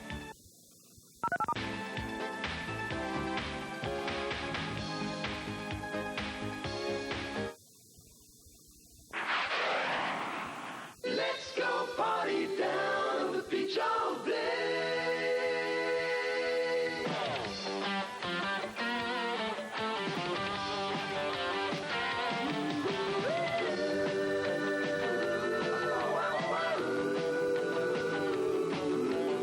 Cons, your authorized Sea-Doo Sales and Service Center. Let's go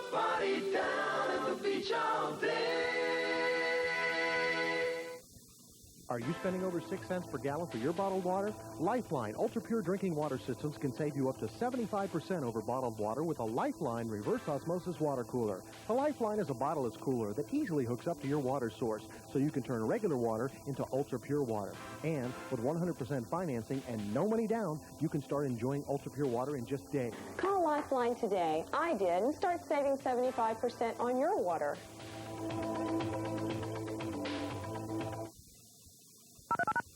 Florida quarterback Shane Matthews having quite a season, 2,143 yards.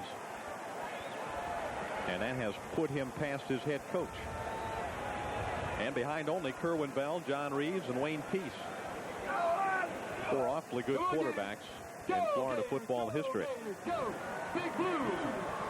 And there's the man who doesn't mind at all that his sophomore quarterback has moved past him in the record books. I promise you that. Yeah, it's his system. I think Matthews is a very fortunate young man to be the sophomore quarterback the year Steve Spurrier comes to the University of Florida. Of course, he's got John Reeves and Kerwin Bell on the staff as well to help him out. So a lot of brain power to help that young quarterback. Well, they're all here in this stadium.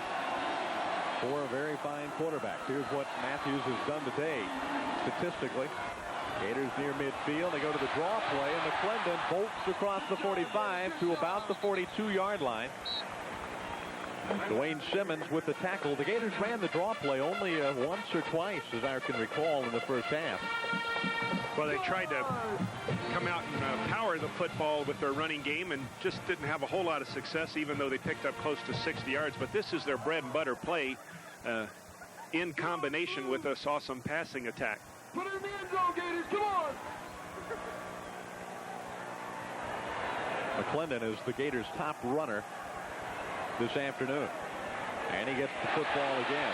Slips one man, but Greg Jackson brings him down at the 41-yard line. A linebacker, a sophomore out of Sharon, Georgia. Big Willie Jennings, who's 6'5", 280, had him for a moment at the line of scrimmage. Look at the top of your screen. You'll see 56. Right there, but he breaks the tackle. And Simmons also can't quite get to him. McClendon, big, strong, at 223 pounds, 223, 225. He's a load. 3rd down and short for the Gators. They'll run it again, this time to Eric Rhett. And Rhett is stood up by Mike Jones, the strong safety. Mike Jones, one-on-one tackle, just refuses to be denied and just crashes and crunches Rhett. Rhett looked like he could have broke back sooner. Right here, he could have broken back a little bit sooner, but he gets spread out a little bit, and Mike Jones just stands him right up, and here comes that first Gator punt of the afternoon. Arden Krzyzewski has a chance to put Georgia deep in its own territory. Krzyzewski has punted 21 times this year for 35.4 yards per kick, and a fair catch is made by Carswell at the 9-yard line. So an effective kick, if not a long one, by Arden Krzyzewski. Timeout on the field with 11:09 to play in the 3rd period. Florida, a 17-point leader over the Georgia Bulldogs. You're watching University of Florida Gator football on Sports Channel.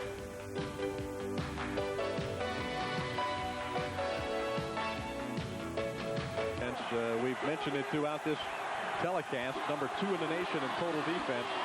They're doing a number on the Georgia Bulldogs today. Georgia backed up inside its own 10-yard line and gets a couple of yards running the ball across the 10 to about the 12 or 13. David, you know, during the decade of the 80s, this Gator defense ranked number 1 in the Southeastern Conference on, I believe, 5 different occasions. And on each of those 5 years, they had a different defensive coordinator. So that's just a tribute to the talented young men that come to play defense at the University of Florida. And some excellent coaching.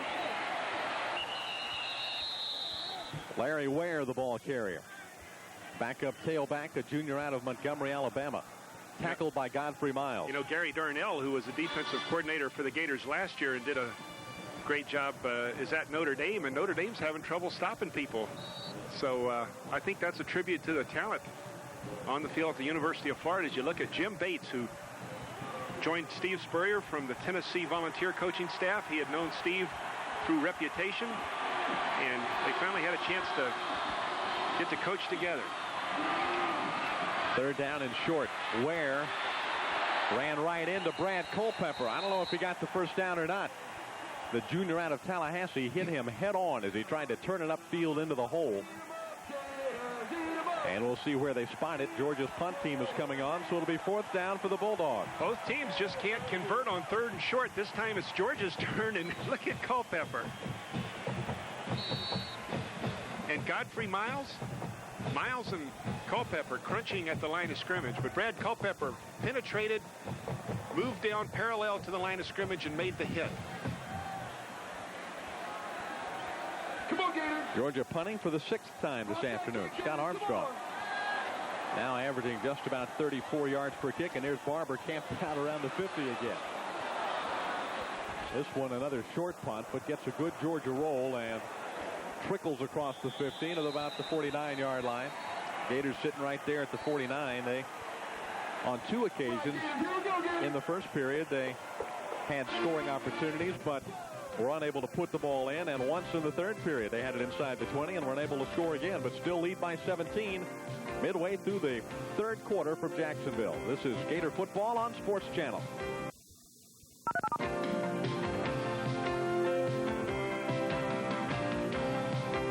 Quarter. The Gators 24, the Bulldogs 7, and quarterback Shane Matthews talking with his football team in the Gator huddle. This ball club has put together a lot of yardage. They've had great field position, but the offense has scored only 17 points. One of the Gator touchdowns was on a defensive play by linebacker Tim Pauk. Let's go down on the field to Steve Babbitt. In the pregame show, we talked about how the wind would come in and make a factor of this game. And really, David, so far in this game, I've noticed one pass that was really knocked down by the wind. It was early in the first quarter. Patrick, and it got knocked down. But beyond that, I don't think either coach is really worried about the wind too much. And obviously, by the play calls of Steve Spurrier, he has no problem throwing the ball in this kind of weather. So far, so good. Back upstairs. And Steve Babbitt with that Jimmy Johnson look, hanging right in there with the quaff. Here's Matthews on a flea flicker, and he's got Barber all by himself. Oh! Nice catch all by himself. You're not kidding. The Gators strike quickly on that first play on the change of possession. That's the most difficult pass to catch when you're so wide open and you know it and everyone in the stadium knows it, and he throws the ball 50 yards to you. There's the pitch to Rhett, then the handoff back to Matthews, and this time Barber is long gone past the secondary. Makes a leaping touchdown grab. The extra point is good, and the Gators have a 24-point lead with 8:51 left in the third period. That was Terrence Barber's second touchdown catch of the season and his 4th career touchdown reception.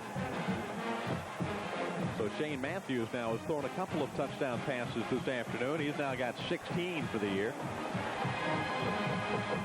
And the Gators tack on 7 more against the Georgia Bulldogs. And that was a play, I think, Jim, that football team needed.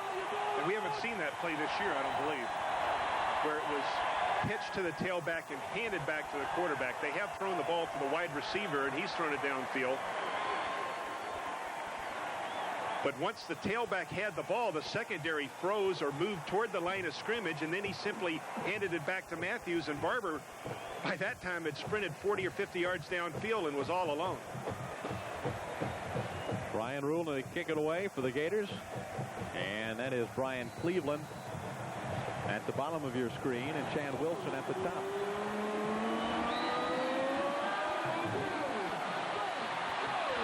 And it is number 27 this time, Chuck Carswell, out across the 40-yard line and bumped out of bounds by the man who kicked it off, Ryan Rulin. Ryan the wall was sealed off there. Ryan Rulin has to hit with a little bit more authority right there. He just tried to push Carswell out of bounds, and Carswell did not go out of bounds. Watch Ryan Rulin near the Gator sideline here as Carswell sprinting down. Now Rulin's just going to try and push him out. Look at that little push. He said, hey, that's not going to get it done. Got it. That's why you have that headgear on. This may be Georgia's best field position to start an offensive series of the football game. It's got to be, absolutely. Yeah, they've had terrible field position all afternoon. They had the ball at their 36 once in the first half, and this 9 yards better than that. Larry Ware just gets drilled at the 45-yard line as Tim Pauk was there along with Huey Richardson, Mark Murray. Here's the scoring summary on the last Gator touchdown. Terrence Barber with his second touchdown reception of the season. And that makes it a 31-7 Gator lead with 8:33 now to play in the third quarter. Looks like an illegal procedure. Illegal motion by the offense at the snap. The penalty is declined. Got second down. Yeah, declined that penalty because they stuffed it at the line of scrimmage.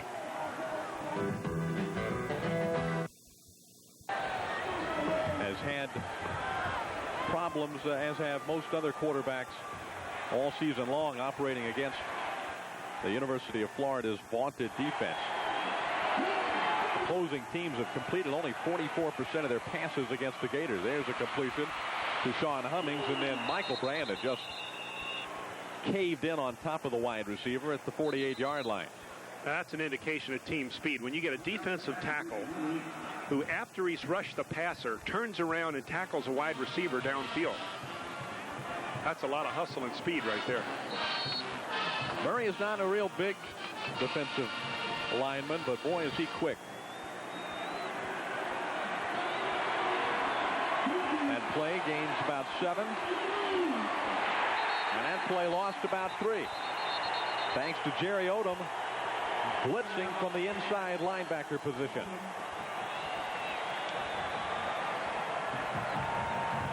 Mark Murray shaken up a bit on that last play and the tackle he made on Sean Humming.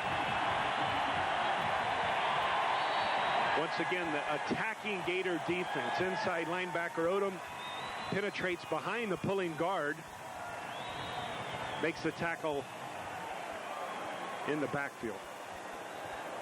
Scott Armstrong will punt for the 7th time. This time at least. Barber back standing inside of his 20-yard line. Clock running, a high snap.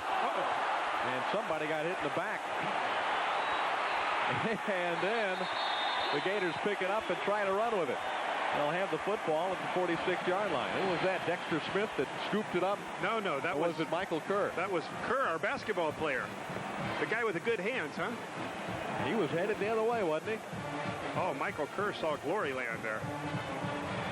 Almost gets over Armstrong's head, and then he had more time than he thought he had. Yeah, he kind of soccer kicks it.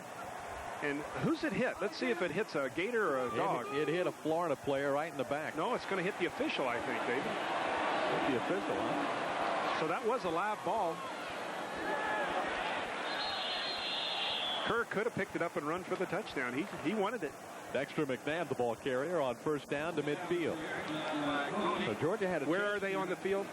Midfield. Unbelievable. All day. Unbelievable. Again and again. Even when the coach's dream in terms of what Steve Spurrier is trying to get done on offense, to get the ball against Georgia as many times on the field where they've gotten it. It's unbelievable. It does make it awfully easy to make your offensive play calls. You don't have to be conservative up there at the 50-yard line. Georgia runs a blitz. McClendon slices across the 45 to about the 43-yard line of Georgia. Mike Jones, the strong safety, made the tackle with 6 minutes and 2 seconds left in the third quarter. Big number 52, Chris Bromley, pulling right there. You see Bromley pulling around, and there's 52 trying to lead the way for his tailback. And didn't hit anybody, but he led the way. He was trying to.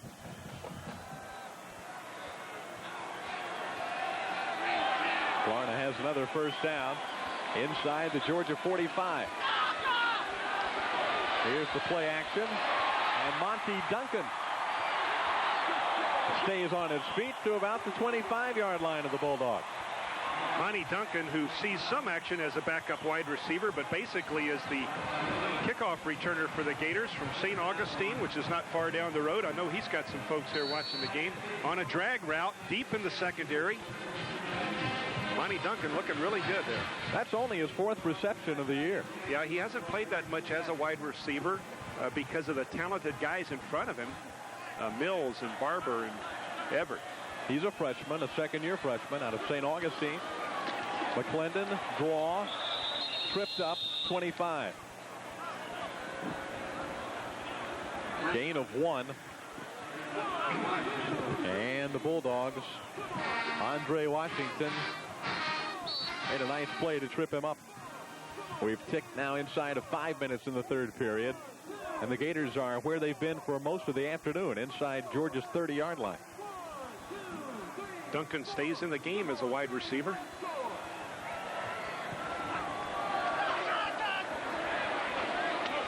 Oh, Willie McClendon ripped by Al Jackson.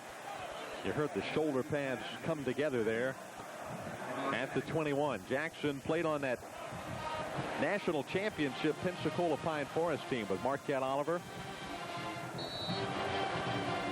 And we have another Gator from Pinecrest whose name escapes me right now, but I think there is. Marquette Oliver saw a lot of action as a true freshman for the Gators in the secondary last year.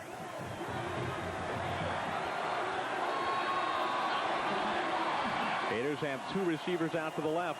Barber out to the right. Here comes the blitz again, and Matthews with single coverage will find his tight end at about the 10-yard line. Georgia in a man-for-man on that occasion, and Mike Jones couldn't stay with a tight end, but I thought Trey Everett or Ernie Mills might break loose on man-for-man coverage. They were twin receivers wide to the left, but it's the tight end who lined up on the right, dragging across, that becomes the favorite receiver of Shane Matthews. Kirkpatrick, look at that afternoon he's had. The senior from Brandon. Matthews over 300 yards now, David, in passing offense today. Shane Matthews checking off, and he ran out of time. The 25-second clock went out on him. So that will be a 5-yard penalty for a delay of game. That really hurts. Deep in scoring territory there, and before the ball was snapped, the 25-second clock expired. Got first down still. The score is 31-7, but the Gators fumbled the ball at Georgia's 17 in the first period. They fumbled the ball again at the 1-foot line in the first quarter. Didn't score on either one of those times, and they went for 4th and 1. They went for it on 4th and 1 at the 20-yard line in the second period and lost 2 yards in another opportunity. So this score really could be much, much more lopsided than it is. Matthews looks to get more for the Gators. And the pass is not caught. Trey Everett can't dig it out. Let's check sideline with Steve Babbitt. As the Gator offense is driving against the Georgia defense, just to update you on a defensive injury for Florida. Mark Murray came off holding his left shoulder, just has a burn or a stinger, just partially hurt, and the word from the trainers is as soon as it cleared up, he'll be able to go back in. And David, you mentioned early in the first half, knock on wood, the Gators' key to this season has been able to avoid really any type of bad injuries. Hopefully that trend will continue. It is second down for the Gators. They can get a first inside the 1, but they will not need one. Touchdown, Ernie Mills.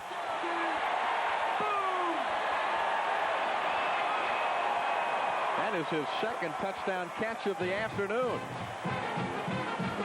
And the Gators pour it on in Jacksonville. There's a penalty flag down. So let's hold on just a moment while the officials talk it over. They're talking with Georgia's captain, so they may bring this one back.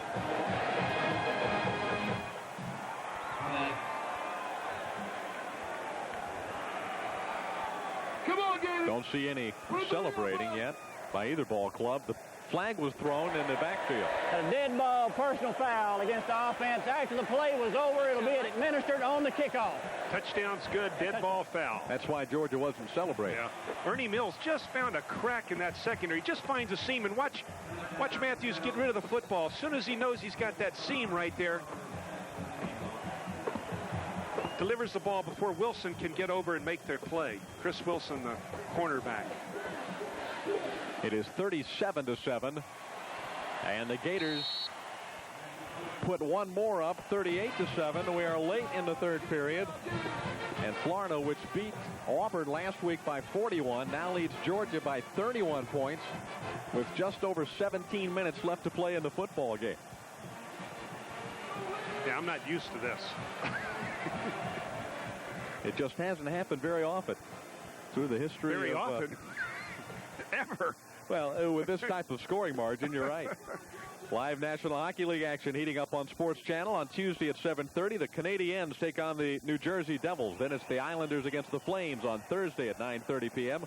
And on Friday evening at 10:30, again the Islanders against the Vancouver Canucks. Check local listings for availability in your area.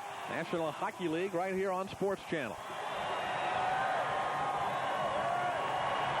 All smiles in the orange and blue sections of the Gator Bowl. And somewhere in the red and black have headed for the post-game tailgate party.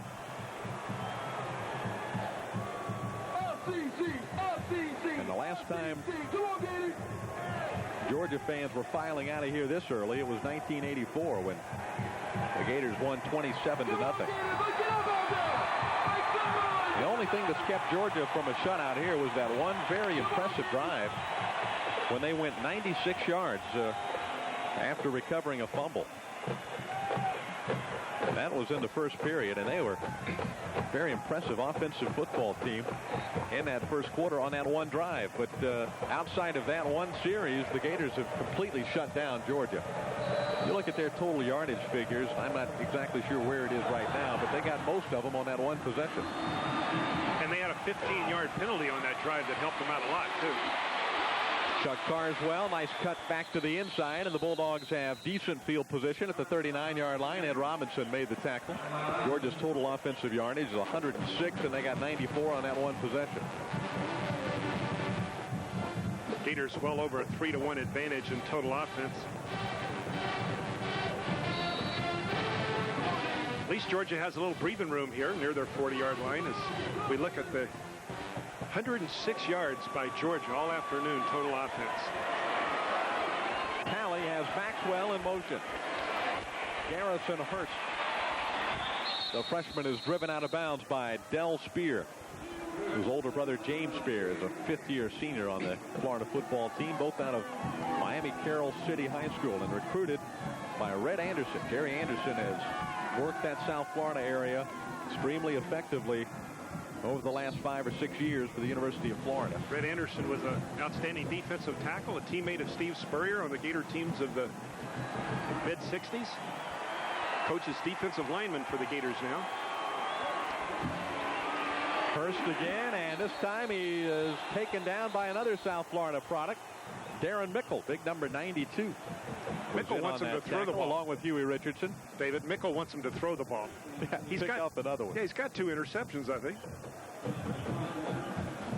Look at this. Against the rush coming into this ball game, the Gators have only given up 84 yards per game, 224 total. And right now, Georgia has just a little over 100 yards in total offense. Hardly anything running the football. 12 yards running the football. The Bulldogs have yet to convert a third down. And they are 0 for 9 now as the pass is incomplete and broken up by Monty Groh, the free safety. Monty Groh doing an excellent job playing center field right there. That was Rodney McCoy, the split end, who Talley was trying to get the ball to.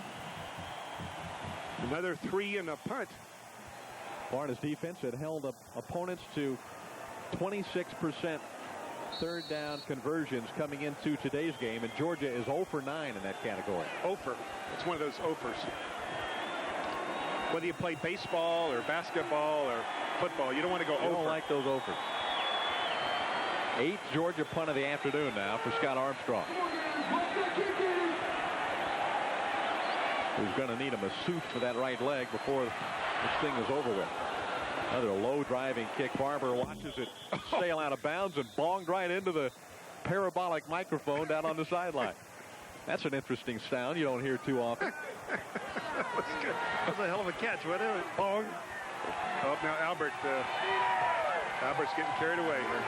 Of course, he did that pregame, too, so he's doing it with a little more moxie right now. Taking care of those Georgia Bulldogs, and the football team has done its job in that regard. 1:45 left in the third period. It is 38-7 Florida. Matthews pouring on the yardage this afternoon against a depleted and very young Georgia defense. This is tailback Eric Rett. Mike Jones makes the tackle. Strong safety has been on a lot of plays. Yeah, if you had your druthers, you'd rather have your team be dominated by fifth-year seniors and a complement of juniors and an occasional outstanding sophomore. But Georgia, for all the reasons you've mentioned earlier, has really been hurt this year and playing with a lot of freshmen and sophomores, at least 11 of them out of their starting 22. Second down. Ran again, the ball carrier out to the 37. So the future, you would think, would be somewhat brighter for Georgia than it is right now. But also, you look at the University of Florida's football team as we take a look at the replay and the Gators' first down. And the Gators are also a relatively young squad. Well, Kirkpatrick is going to be a big loss, obviously, but so many other of the skilled position players come back. Barber is lost, but they lose Ernie Mills and Terrence Barber at the wide receiver position. Kirkpatrick, the tight end. They'll lose Bromley at an offensive guard spot. But other than that, everybody's back on offense. The ref carries the football on first down. Time winding down in the third period. And on defense, the Gators will certainly miss Huey Richardson, the great All-American. Mark Murray has been an outstanding and solid player through the years. Godfrey Miles and Jerry Odom. Yeah, Godfrey Miles. Richard Fain, a terrific defensive back. Excuse me, all 3 or 4 of those guys will be high draft choices, too. Yeah. Only Odom probably won't get the chance to play. More great defensive stars from the Gator program into the NFL. We finished 3 periods from the Gator Bowl in Jacksonville. The Gators 38, the Bulldogs 7. We'll be back with quarter number 4 in a moment. You're watching Gator Football on Sports Channel. Gators have come into Jacksonville to play the Georgia Bulldogs a number of times with 7 wins, but have never been able to beat the Bulldogs. I was on a team in 1966 that came in here 7-0, was looking to win a Southeastern Conference championship and lost 27-12 to the Georgia Bulldogs. So maybe these guys out here will pull it off and win number 8. Well, they got 15 more minutes to hold on, and with a 31-point lead, you got to like your odds at this point. And we're set to start the 4th and final period in this edition of this tremendous college football rivalry between the Gators and the Bulldogs. Kelvin Randolph has checked in at the fullback spot as Matthews play actions on first down. This is tight end Keller. Greg Keller with the reception. Same play, different personnel. This is what Kirkpatrick has had so much success on. A little post route underneath the 2 deep safeties. Greg Keller, who will inherit that tight end position, 6'4", 223 sophomore. But look at the protection here Matthews has. Keller will be a good tight end. He's got good speed. 2 years left. Good size, good hands.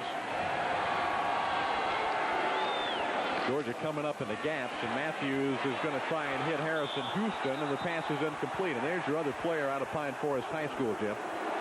Number 84 for the Florida Gators, Harrison Houston. Yeah, Harrison Houston along with Marquette Oliver from Pensacola Pine Forest. Man for man in the secondary, and he checked off at the line of scrimmage trying to get Houston out there on the break to the sideline, but it was excellent coverage by George Wynn, who was right with Houston step for step. Alonzo Sullivan is split wide at the bottom of your screen. On second down, the pitch to Randolph. The reverse to Sullivan. Former quarterback with good speed, runs out of bounds at the 29-yard line. He was a high school quarterback at Largo. Looked like he showed some good speed right there. Excuse me, David. Looked like he was going to be tackled, but watch this move he makes after he gets the ball on the reverse. Now he's going to be hemmed in right here, but whoop, little shake and bake right by Carswell, number 27. You don't usually shake and bake by a cornerback too often. They'll shake and bake right back at you. From the 29. Draw play, this time no go. As number 51, Travis Jones, the freshman linebacker, out of Irwinton, Georgia, made the tackle. Looks like he shot in from his inside linebacker position there and had the gap. There was no free gap there for the tailback to run through on the draw. All the gaps were filled by Georgia Bulldogs, who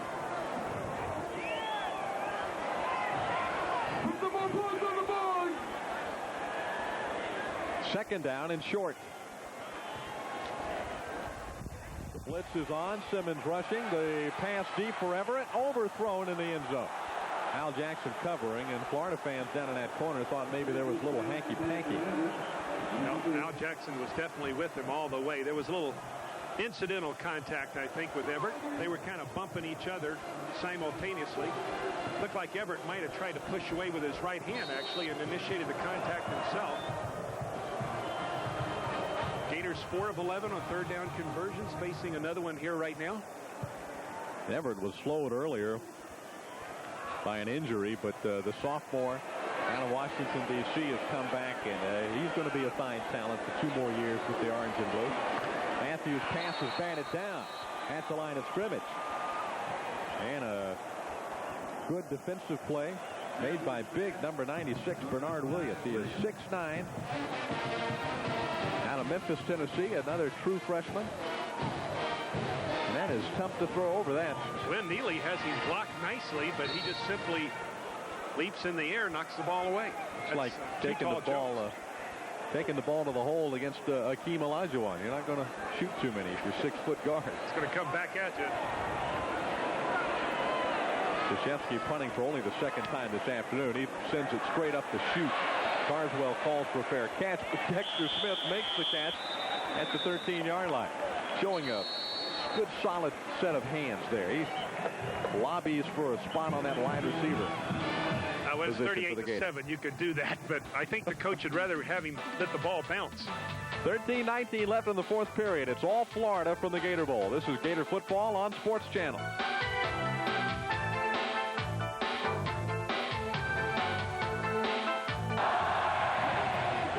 Georgia just can't rush the ball, and they'll go back to the passing game. Joe Dupree is back in at quarterback, and the freshman shoots it out, and it is incomplete.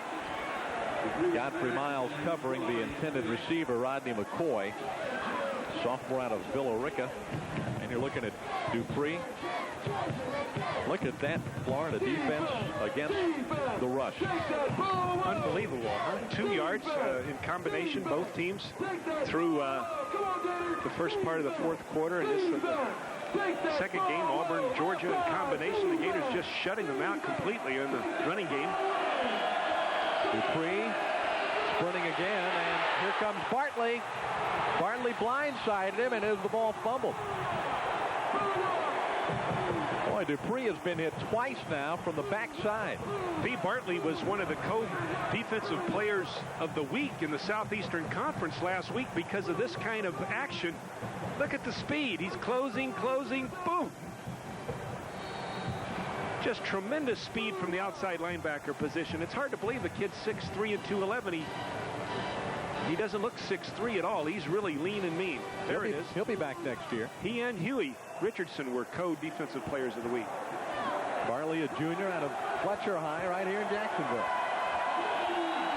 Dupree out of Southwest Macon High School. It probably wishes he was back there right now. Pitches the ball to Larry Ware. And the elusive Georgia running back scrambles out near the 15. Well, that's the most productive running play of the day, but it came with 3rd and long, and it was inconsequential. Larry Ware really hasn't seen that much action this afternoon coming into this ball game, backing up Garrison first. Bartley got him first, and Murray and Brandon finished off the young Georgia ball carrier. Scott Armstrong has been one of the busier players on the field this afternoon. Not having a very productive day either. Gators have put on a brisk rush. And again, the Gators will have the ball near midfield. With 11 minutes, 31 seconds to play in the fourth period. The Gators in a 38-7 lead over the Georgia Bulldogs from the Gator Bowl. We'll be back in just a moment. You're watching Florida football on Sports Channel. We're redoing the house. Finally. We need lots of things. New flooring. Like Armstrong. Definitely new paint. Like Litton. We know what we want. One place. Come to Scotty's Fall Decorating Sale. Find what you're looking for without looking all over. In one place. See you at Scotty's. I'll drive. Sunny's makes it all just right. We put our best in every bite. When you've got a taste for barbecue, Sunny's satisfies with every bite. Chicken, ribs, beef, or pork. Sunny's barbecue flavor is cooked right through, not just spread on. So every bite is barbecue at its best. Served just the way you like it, fast, and always with a smile. So come to Sunny's Grill Pit Barbecue for barbecue at its best. 'Cause everybody loves to eat at Sunny's. Barbecue at its best. You're watching Florida Superstation, Wake Television, WAYQ, WAYK, Daytona Beach, Orlando, Melbourne. So long. Good to know you. So long. See you next year. And that's what it's all about here. Bottom line figures right there in front of you. It's been all Florida in this football game. Eric Rett taken out of bounds at the 38-yard line by John Allen. There's that counter play the Gators like to run where they pitch the ball to the tailback. He takes one step to the right, then comes back to the left, and the guys on the left side of the line of scrimmage try and hook their man inside, and Rhett's able to get outside a little bit there. The Gators have a new quarterback, Brian Fox, who has played sparingly. Sophomore out of Winter Garden, West Orange High School in the Orlando area. Fumbles the snap, but picks it up and manages what could be a first down. It's going to be close. Fox began his collegiate career at Purdue and had a great freshman season at Purdue. Wanted to come home, though. Was not heavily recruited by the University of Florida. But he has been a welcome addition to the football team. Now it is going to be an official measurement. We thought Fox had come very close to the first down, and they're going to measure with 11:03 left. And the change coming over from the far side of the field. Gators on the verge of snapping a 3-game losing streak against the Georgia Bulldogs. Florida victory in 1986, a 31-19 win. There's Shane Matthews' numbers for the afternoon. Not a bad day's work for the sophomore out of Pascagoula, Mississippi. Those 3 touchdowns now give him 17 for the season. He has not thrown an interception today. And the Gator offense now in the hands of Brian Fox. Play action, and there is the first time that Georgia has gotten to the quarterback this afternoon, and Mike Jones, the strong safety, gets credit for the sack. Brian Fox, never saw him line up on the line of scrimmage. He really needs to take a look at that defense before he gets the snap, and Jones comes from his blind side, but he had lined up there prior to the snap. Just inexperience on Fox's part, not being able to pick that up. By the way, the Florida record for most touchdown passes in a season is held by John Reeves with 24. Matthews has 17 now. Pass to Eric Rett. And Rhett gets most of the lost yardage back, maybe a little bit more, into the 34-yard line. Chuck Carswell made the stop. Rhett's going to make a juke along the line here, almost gets free. But what Fox has to do right now is think about picking up the needed yardage for the first down. It doesn't do any good to dump the ball out to somebody that's not going to pick up the first down. So he needs to throw the ball down the field at least 9 yards. Georgia comes with a blitz, and Fox dumps the pass over the middle, and it is incomplete, intended for the tight end Charlie Dean. And a little late game frustration perhaps beginning to settle in some of these football players, especially the Georgia guys who have been out there for most of the afternoon. This defensive team has been on the field a lot of the time here. The Gators have had the football up around the midfield area, it seems like, on virtually every possession. They'll have to punt the ball on 4th down.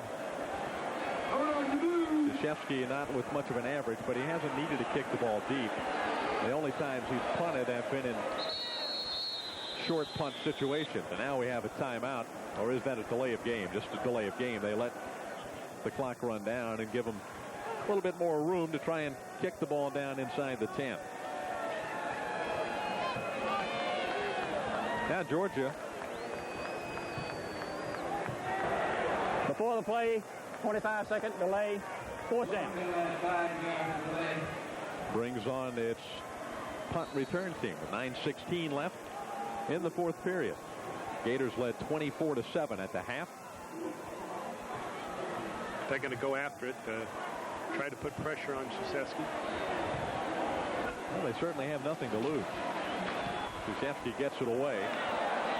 Looks like it's going to be a good kick if it comes back. It is nailed out of bounds, and they will spot it at the 6-yard line. So an effective kick again by Arden Krzyzewski. Gets the glad hand as he comes to the Florida sideline. And we will take time out with 9:08 to play in the football game, and the Gators 38 and the Bulldogs 7.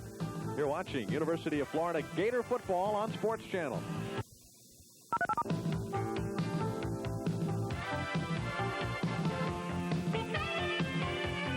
One of about 40,000, I would guess, but I guess Steve Spurrier may be a little happier than most.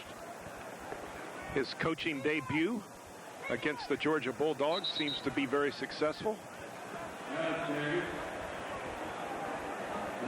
Steve Spurrier won one game as a player against the University of Georgia. That was 1965. That would have been his junior season. Gators beat the Bulldogs 14-10. Jack Harper, outstanding running back from Lakeland, Florida, was the hero catching a Steve Spurrier pass. Hand off to the tailback, and Ware is knocked down near the line of scrimmage by Dexter Smith. Backup defensive tackle, the sophomore out of Wichita, Kansas. Philip Johnson, Michael Kerr, number 58 in the football game right now, is Coach Steve Spurrier giving a lot of backup players some action against the Georgia Bulldogs. 8 minutes left in the football game. Georgia faces its 11th third down conversion opportunity of the day. They're 0 for 10. Ware runs into Michael Kerr, and there's their first third down conversion of the day. And the Georgia fans that are still in the stadium offer some sarcastic applause for their football team. Let's check in with Steve Babick on the sideline. Thanks, David and Jim. I've been dying to do this all season. Here's Arden Krzyzewski's helmet. Arden, obviously, the place kicker and the punter. And collector's item. Jim Yarbrough, you might know about this kind of a bar. The one face bar, you know, it's good for vision, not good for tackling, though, or for protection. But I wanted to get it on camera one time. So collector's item right here. Let's go back upstairs. Looked like Garrow's helmet there. This is the quarterback, Dupree, showing some good speed to the outside, and he goes out of bounds at the 39-yard line. The Bulldogs have picked up back-to-back first downs. And first of all, their first third down conversion got things cranked up. 7:27 left.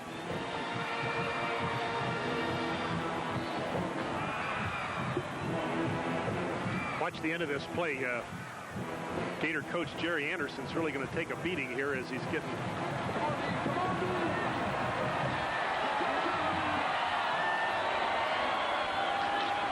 Not able to pick that up. Ware flashing up the middle is dropped by Carlton Miles at the 45-yard line. Not up by Miles. Well, next to that touchdown drive, this is their most effective drive of the afternoon. 2 first downs in succession. You look at Carlton Miles, who's one of the second teamers on that Gator defense, plays a lot inside linebacker position in rotation with Jerry Odom and Tim Paul. Ware again running the football out near midfield. This time he's taken down by Michael Kerr and Ed Robinson. 3 straight first downs. It's up on Mickle. Larry Ware First down, gets Georgia. a little bit of a breather as Garrison Hurst checks back in the Georgia Bulldog backfield. Jerry Odom has been inserted back into the Gator lineup as Georgia threatens to push it into Florida territory. Nice pass and nice catch. And the Bulldogs are inside the 35 at about the 32.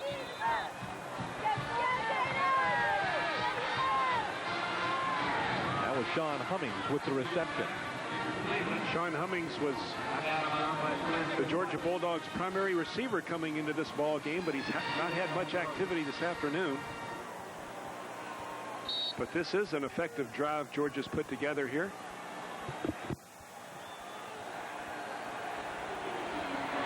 Freshman quarterback Joe Dupree runs the option and will keep the football and ran into Fee Bartley at the 28-yard line. That's good for about a 5 or 6 yard carry.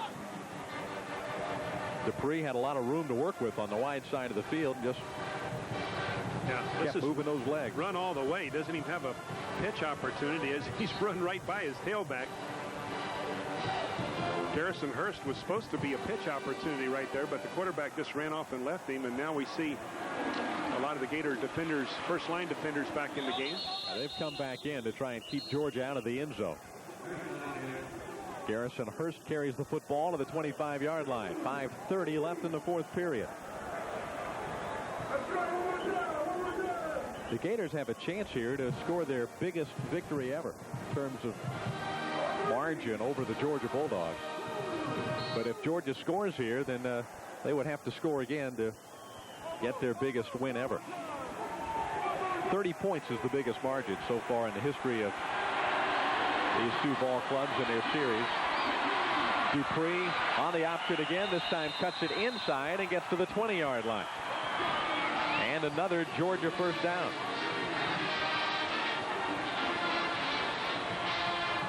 Bulldogs move the football like this only one other time.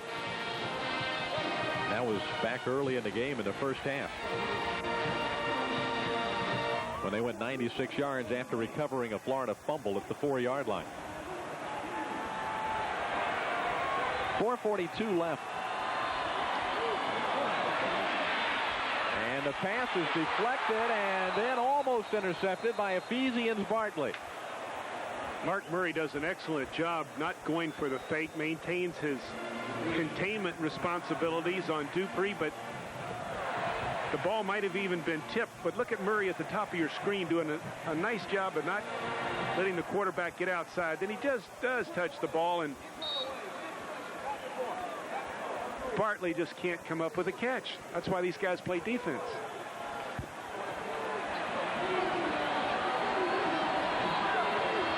But if he'd caught it, he would have been running a long time. Hand off to Ware, and Ware has stood up right at the line of scrimmage by Dexter Smith. A couple of tackles already this afternoon. Smith in substitution of Brad Culpepper, who was nursing some injury problems earlier in the ball game. Smith doing a really fine job at tackle, the young sophomore.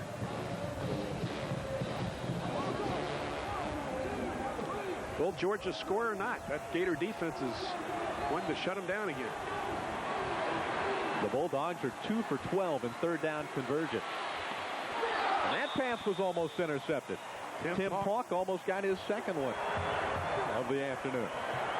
And Georgia will probably go for this on 4th and long. 3 points is not going to make a whole heck of a lot of difference with 3:50 left in the game. Down by 31.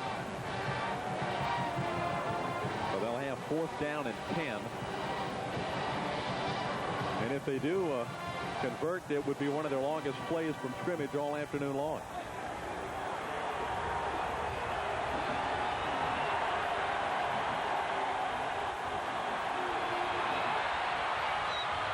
Going for the end zone, and this one is incomplete. Almost intercepted again, this time by Monty Grove.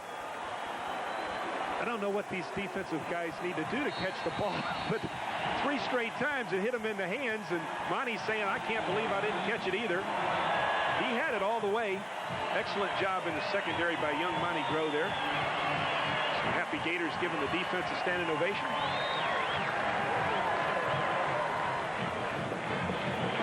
You can follow the Florida Gators all season long, and coming up this week right here on Sports Channel, tune into the Gator Hotline with Florida football coach Steve Spurrier. And it's your chance to call in and talk with a head coach of the 8-1 Florida Gators. That's what they'll be after today. That's Thursday night at 6:30. Then on Saturday at 11:30 p.m., it's the Gators against the Kentucky Wildcats. And on Sunday at 12 noon, Florida football highlights with Steve Spurrier. Check local listings for availability in your area. There we got Kyle Morris in the ball game now. Kyle 6 of 15 this year. He was the Gator starting quarterback the last 2 years. Was suspended for a while late last year. Really hurt himself and the team, but fortunately he wanted to come back and did come back, and now is an alternate at the quarterback position with Brian Fox backing up the starter Shane Matthews. Kyle played the first 6 games, started the first 6 games at quarterback before his suspension, and he completed 84 for 167 passes, just over 50%, 1,200 yards. He was interception prone. He threw 13 interceptions and just 3 touchdowns in the 6 games last year, and just did not fit what Steve Spurrier wanted in his starting quarterback, so he has slipped to the number 3 quarterback. But to his credit, I think you'd have to give a nod to Kyle Morris for keeping a positive attitude about what's happened in just a year's time with his football career. This is Kedra Malone, the third-team freshman tailback on the carry. Freshman out of Niceville, Florida.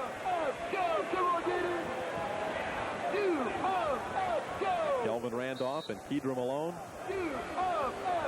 in the backfield.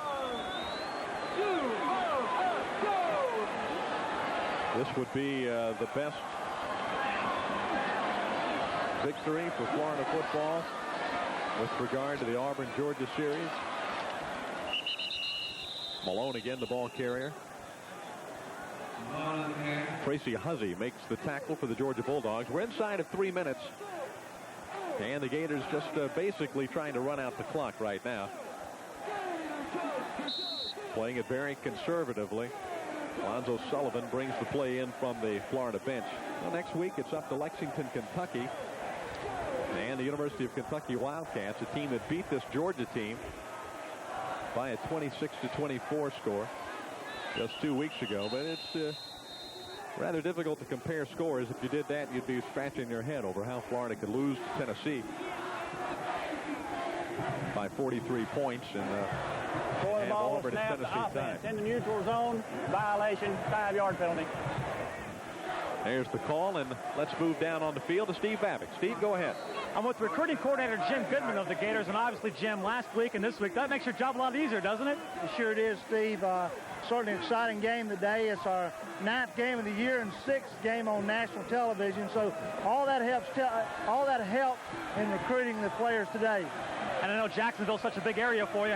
Having the game here at the Gator Bowl and a big victory helps out, too. It sure does. It's a great crowd here. I think all the prospects around America can see the exciting Gator football and what Coach Steve Spurrier has done for our program. It's an exciting time for Gator football. I know, obviously, you want to sell the university and the football team. You have a lot of tools to work with when you go sell the program, too. We do, Steve. You know, when you got a great university academically, like the University of Florida, that's the basis of all recruiting. If you can't fit their needs academically, you're not in the ballpark. Florida is one of the finest universities in America. With Steve Spurrier as head coach and our athletic facilities we have, we're on the verge of being as good as there is in America. Okay, Jim, thanks for talking with us. Let's go back to David and Jim. And I guess Jim Goodman's job gets easier and easier as long as the Gators keep winning. It doesn't hurt, Steve, that the ball club also now understands, realizes what its NCAA sanctions are all about. And any young man that's considering a future in college football can now take a look at the University of Florida football program and realize that as far as his career is concerned, there will be no problem with the NCAA. Live NBA action will continue coming up shortly on Sports Channel. And the Miami Heat taking on the Dallas Mavericks on Wednesday night at 7:30. Heat against the Pacers on Friday night. And then the world champion Pistons come to the arena on Tuesday night. Check your local listings for availability in your area.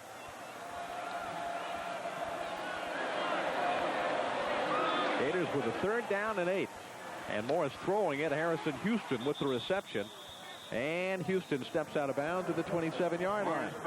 It is his 3rd catch and his freshman season.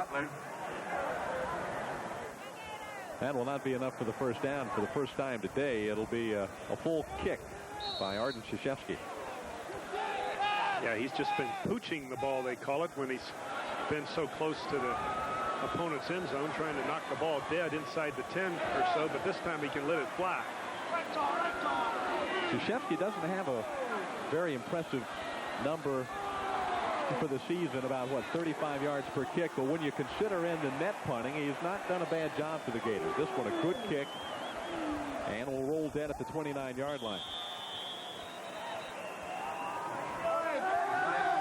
Georgia takes over at its own 29 with 1:49 left from the Gator Bowl in Jacksonville. And another blowout type of football game for the Gators. They have had just one real cliffhanger this year, and that was early in the year in Tuscaloosa against Alabama. Every other game has been blowout city on one side or the other. Yeah, even with the Tennessee game thrown in, the Gators winning point margin over their opponents has been 20 points. Georgia, conversely, coming into this ball game, was averaging less per game than their opponents. But Florida, there was a 20-point spread between the Gators and their opponent, even adding in that Tennessee disaster. Georgia will look forward to, or maybe that's not the right way to put it, they will next play the Auburn Tigers. At Auburn, huh? At Auburn, and then finish up, I believe, in Athens against Georgia Tech. Of course, Auburn still has a chance to win the Southeastern Conference, so they'll really be coming after these Bulldogs. There's the Gator Bowl after. This is the after picture. The before you probably saw about 3 hours ago when we went on the air. Look at all the empty seats in the red and black sections of the Gator Bowl. Joe Dupree, the freshman quarterback, rolling out, and he'll keep the football across the 40 and out of bounds at the 42-yard line. Come on, dude. Marquette Oliver on the tackle. That's a pretty picture.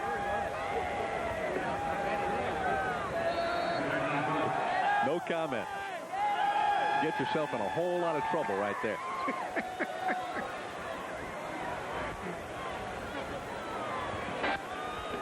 .140 left. Dupree.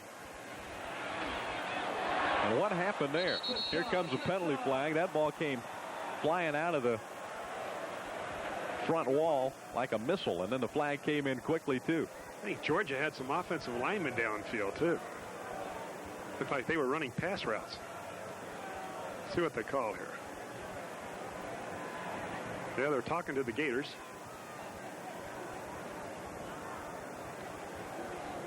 It's going to go against Georgia. Offensive face mask, be 15 yards, still be first down. You know, that's the second time we've seen that call today. You don't see an offensive face mask once in a blue moon, and we've seen it twice by Georgia this afternoon. Well, it depends on how desperate you are. When you're blocking the opponent, if you're real desperate, the last thing you grab is that face mask. It's looking like Tennessee or Ole Miss in the Sugar Bowl, with the Gators ineligible. That being one sanction that really hurts this football program. Garrison Hurst on the corner. Jimmy Spencer hit him, and then he's taken out of bounds by Monty Grove. Yeah, Spencer couldn't knock him down. Hurst, the outstanding freshman, continued to bounce outside. Finally, Monty Grove caught up with him. First loss ever for Ray Goff as a player. He was 3-0 against the Gators. As a head coach last year, he won the game 17-10. He's keeping his head up as well he should.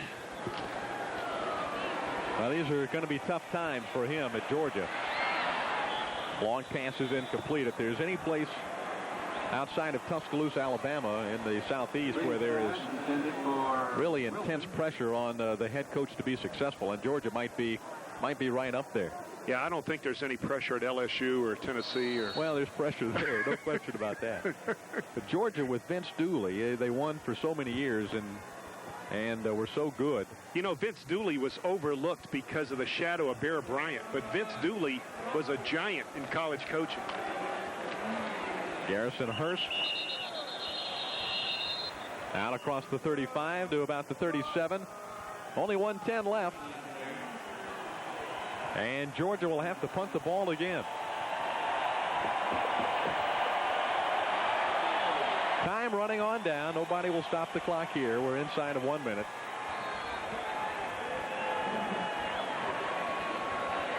And this is a very happy time for the Gator football team. Most of these players have not experienced a win over Georgia. Yeah, Georgia had won 3 straight games coming into this one. Only the redshirt seniors would have been involved, and they wouldn't have been on the field. In, 86, was it? Right. Kirkpatrick is one who was there then, but he was a redshirt. Scott Armstrong kicks another low driving punt, getting a Georgia roll, and inside to 25. And a late penalty flag goes down as Monty Duncan and Georgia's Dwayne Grace get into a little verbal and physical contact. 23 seconds left. The Gators will snap the football one time, and then that should be it. With Kentucky and Florida State left on the Gator football schedule, the goal now obviously is to finish as high as possible in the national ranking. Dead ball foul, personal foul against the kicking team. Be first down and 10. Play of frustration by Georgia. Yeah, there were no bowl scouts at this game today. Georgia with being 4-4 and having a rather mediocre year, and the Gators under probation, not allowed to postseason play.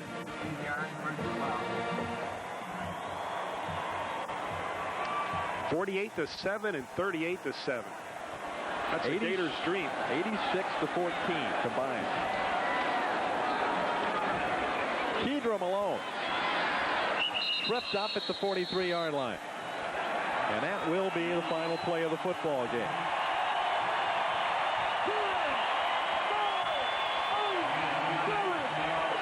The clock winds down, and Steve Spurrier moves toward midfield to shake hands with Georgia head coach Ray Goff. Spurrier is a winner in the first meeting between these two head coaches. And in a big way in Jacksonville. Back-to-back over Auburn and Georgia. And the Gators, very impressive, show their number 10 ranking is not any kind of a fluke, and this football team may be late in the year, Jim, about as good as anybody. Yeah, a lot of good teams in college football, and certainly the Florida Gators as good as any. We'll be back with the final word in just a moment. This is Gator Football on Sports Channel.